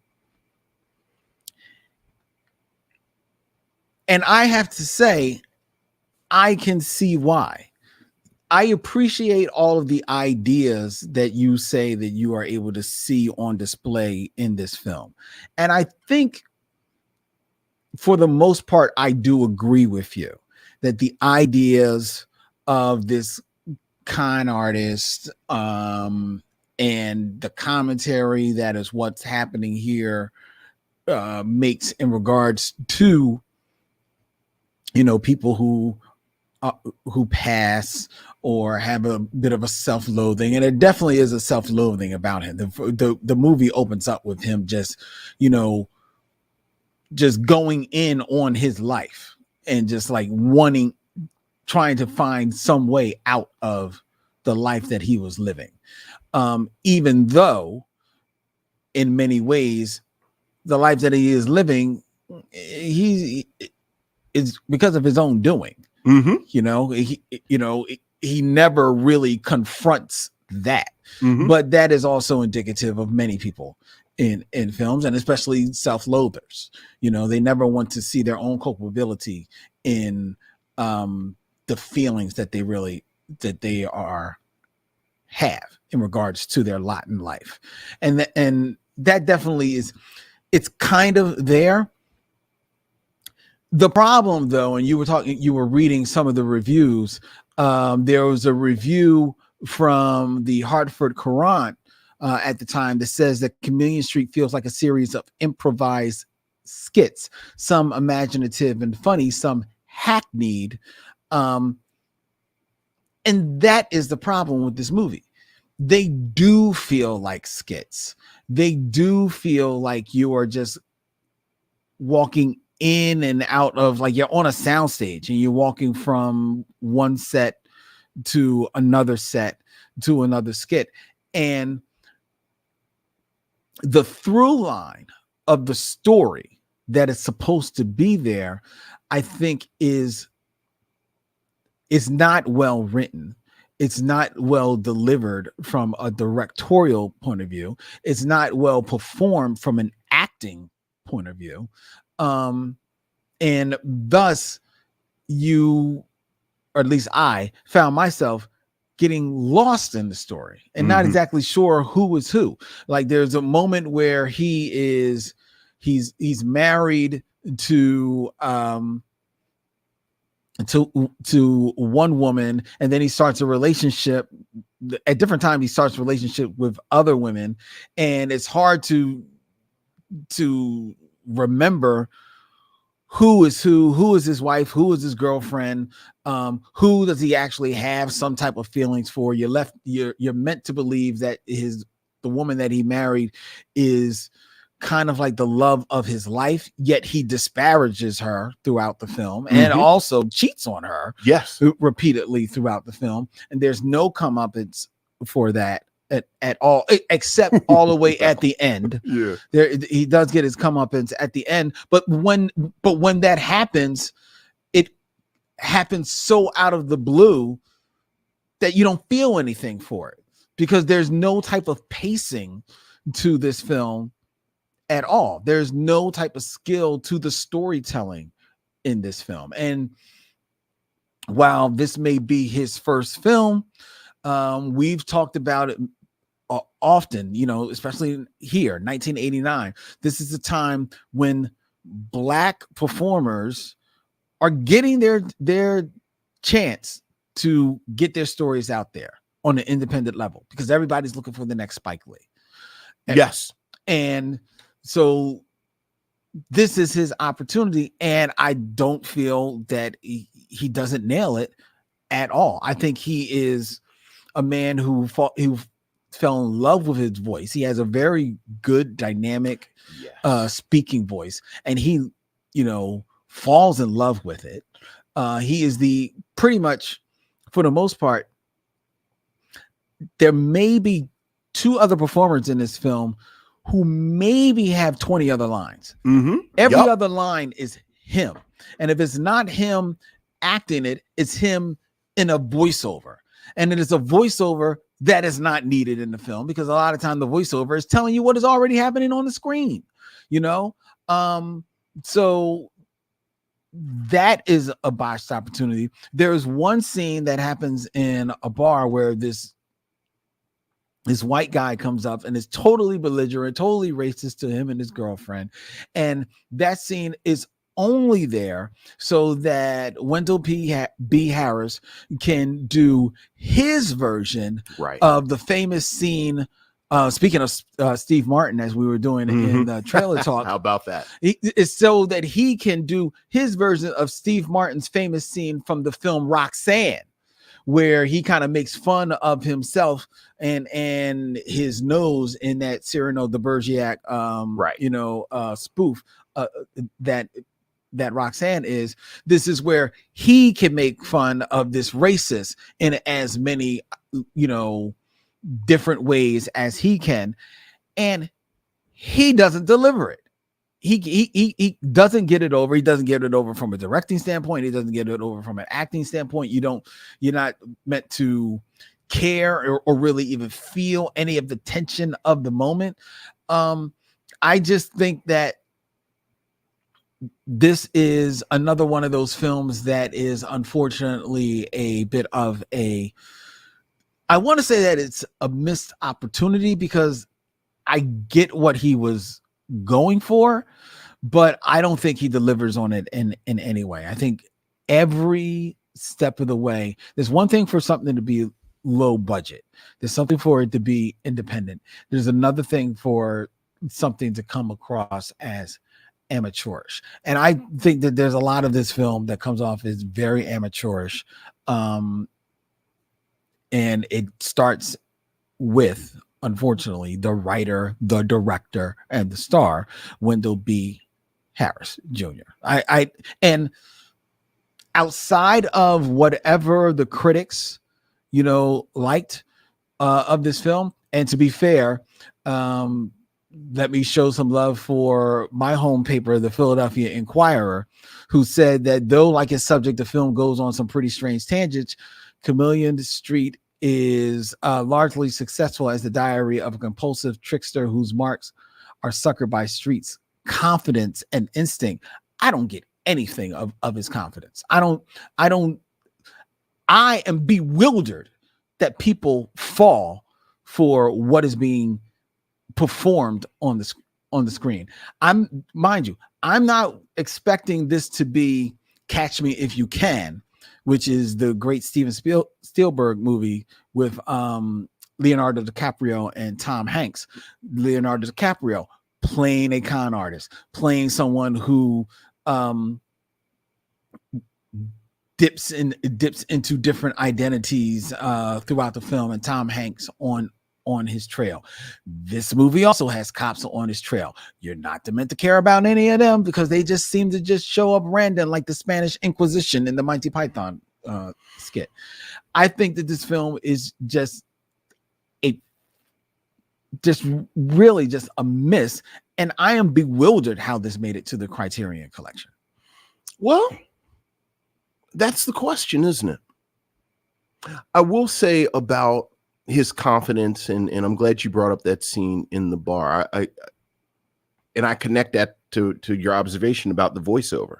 One thing that I did do immediately when the film started and the voiceover started, and that this is one of the notes I didn't cross out, is I said that this is an unreliable narrator. Mm-hmm. I mean, he tells you at the very beginning, I am a liar. And then basically the next hour and a half, everything you see is basically what I'm telling you. Right. Like, as you said, oftentimes his voiceover is describing the action on the screen.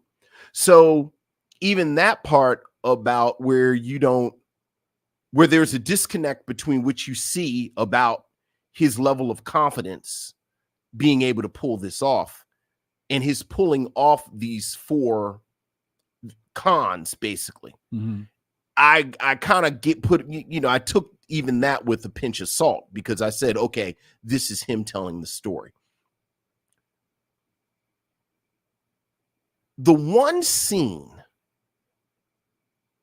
that made me think, okay, maybe there's something going on that I'm not getting. Okay. Appropriately enough, happens towards the end of the film. Like I said, with the scene over the credits, there's a scene towards the end where you find out playing a game with his daughter, mm-hmm. with this knife. Yeah. And there's blood and there are music cues that this person that you've been watching this whole time maybe is in fact a sociopath. Yeah. And he shouldn't be around children. And the music cues and the way that the scene is played is leading you as the viewer to think you're seeing something that you're not seeing. Yes. And then it lets you in on it mm-hmm. when his wife comes in and basically says, you two are making a mess, and you realize that they're playing with squibs. And then that retroactively made me think, well, has he been doing a version of this the whole movie? Because I think you are absolutely right. The police show up out of nowhere. Oftentimes we meet him in the con after the con has started. Right. Like, we don't see him. Yeah, you never see him get into the con. Yeah. But again, this is him telling the story. And I'm still landing on, I don't know. I absolutely think that there is part of this film that this is a case of the emperor has no clothes. And certainly Wendell Harris, right place, right time. I think, as you said, and you and I have talked about this numerous times, this moment mm-hmm. that everyone is looking for the next Spike Lee. And this is a moment for this to happen. I'm not going to hold him not making a second movie against him as necessarily proof of lack of talent or lack, because, and we've talked about this, there are a lot of filmmakers from this period that never got to make a second movie for a lot of reasons. And when you read, I think from that same article that Richard Brody wrote, the implication is that there's a lot of politics involved as well with that. But there is space for that, though. Like, I think there is space for this is, this is one of these cases of these films that the critics and the academics see, and they put all this stuff on top of. Yeah. But it's nothing really there. It's not there. Right. On the other hand, I do think if there is this other aspect to the film, you have to work too hard to get to it. Like, quite honestly, my most damning praise is what I said at the very beginning. Like, the fact that I didn't really get enough out of one viewing to say, okay, blah, blah, blah, blah, blah, says something about the film. Maybe it says something about me. Maybe it says something about how we are expected to view these films. But, whether we're talking about something like Ganja and Hess, whether we're talking about something like, what was Terrence Nash's film? The something of beauty. Remember the the oversimplification. Oversimplification of her beauty. Like, these were very difficult, challenging films. I mean, hell, Eve's Bayou, I think, is a film that rewards rewatch after rewatch. But one viewing, I sit down, 2 hours later, what you got? I don't know how much you get out of this film out of one viewing. Yeah, and like you said about the you don't see the connective tissue of like how he gets into the cons. Like, you don't, especially considering how he comes off in the beginning of the film, you don't get any sense that this guy is a con artist, because with a con artist, there is a level of intelligence that you see on that you kind of like, you see, it may not be, book smarts, but there's a wit, there's an intelligence, a street smart about them that you at least get a window into. And because these scenes happen, like you said, pretty much like we just dropped into the scene and all of a sudden he's a doctor, all of a sudden he's a lawyer, right? You don't see his intelligence coming off because he's talking to buffoons who are just ready to fill a quota, right? So no one comes across as a worthy adversary, right, for him to get through. That's true. So without having that connective tissue, you're not drawn to his side at all in this film. And it's interesting that you brought up Ganja and Hess, because I was actually going to reference film like Ganja and Hess and a film like The Watermelon Woman. The Watermelon, yeah. Both of those films are films that when you watch them just as a film, just on the production level of a film, they both might be a bit challenging for you. But the director has enough going on from a directorial point of view, and where you can see what they're trying to do as far as like with their camera and what the storytelling that they're trying to put forth on the screen, as well as with the writing, either in the subtlety of the writing in both of those films and the ideas of those films, in that as challenging as it is, you're there for the challenge because you know that there's something here and you want to be in on it, and you're slowly, it's being revealed to you, so that at the end you feel like, okay, I watched something, I had a bit of a meal. This one, like you said, at least for me, I'm 15, 20 minutes in, and I'm like, yo, I do not like what's happening here. This is not, I'm not liking the flavor here. And I just have to finish it because my mom said I got to eat all my peas. Right. And that's the only reason why I finished this film. I actually like some of the script. I actually like some of the writing in it. And so again, some of the playfulness in the script. Now, I actually liked him a little bit, frankly. Like what I was thinking is like there's a version of She's Gotta Have It where he plays Jamie. I could see that. Like you know, he's this sort of, you know, good looking guy, like you say, has a great voice, which he knows. Because as you said, you hear a lot of it. But yeah, it's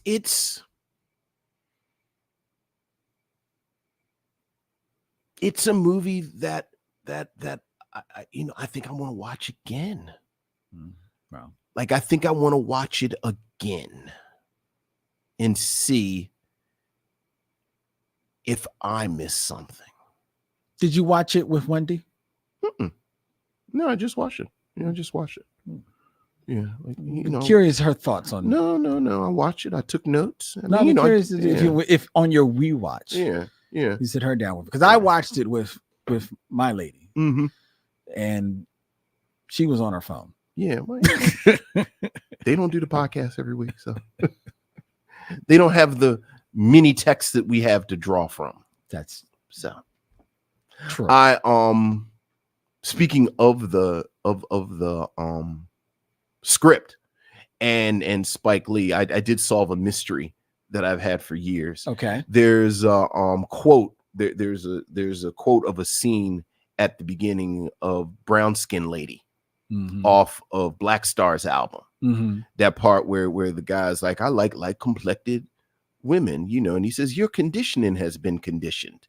And for years I've been trying to figure out what Spike Lee film that comes, because the exchange had that very kind of heightened affectation that you get, especially with early Spike Lee. Like I was like, is this a cut of School Days that I don't remember? But it comes from this.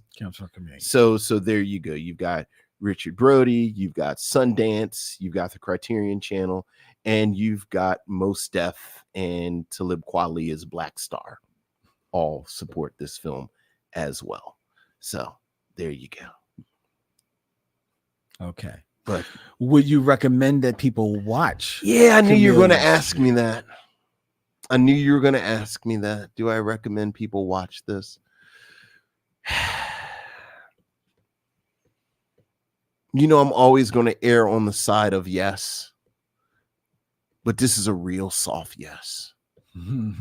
This is a real soft yes. This is a real soft yes that might turn into a hard yes or a hard no in a month. Okay. When I circle back around to it. Okay. Well, I listen to Vincent if you want, ladies and gentlemen. Right. But if you know, like I know, right. Don't waste your time with Chameleon Street. Don't waste your time with. Do not waste your time. The Emperor indeed has no clothes. No, butt ass naked. No, don't watch Chameleon Street. All right. Before we tell you what we're going to be watching next week, ladies and gentlemen, we invite you to check out the Micheaux Mission. 2 Men, 1 podcast. Every black film ever made. Go to micheauxmission.com where you can check out all of our past shows, and you can also hit swag to check out all of the cool designs and gifts available for your buying pleasure by way of our good friends at TeePublic, because that is the way that we keep our show free for you. Yay. You can also email us all of your thoughts and concerns to the Micheaux Mission at gmail.com. Leave us a voicemail at 215-867-9666. Tell Vincent and Len what is on your mind. Ask us a question, if it's a comment, what have you. We just love to hear from the missionaries. You can follow the Micheaux Mission on Instagram, Facebook, and Twitter at Micheaux Mission. Subscribe on YouTube and Twitch at Micheaux Mission. And where you get your podcast, please give us a 5-star rating and review, especially if it's on Spotify and Apple Podcasts, because that helps people find our show. Next week on the Micheaux Mission, it's my turn. Yes, sir. And as I am want to do and love to do, I dig into the crates. All and right. I dug back 20 years to 1969. Ooh. So since this is, after World War II, it is not an old ass movie. Yeah, it is just merely an old movie. It's an old movie. Starring a favorite of ours here on the mission, Raymond St. Jacques, Nice. in Change of Mind. Which is different from Change of Habit with Elvis. Oh, it is totally, totally different from Change of Habit. From Elvis. Totally different. Yeah. No, not at all. That's next week on the Micheaux Mission. Until then, he's Vincent, I'm Len, and in parting, we say, We'll see you when it's time to meet again.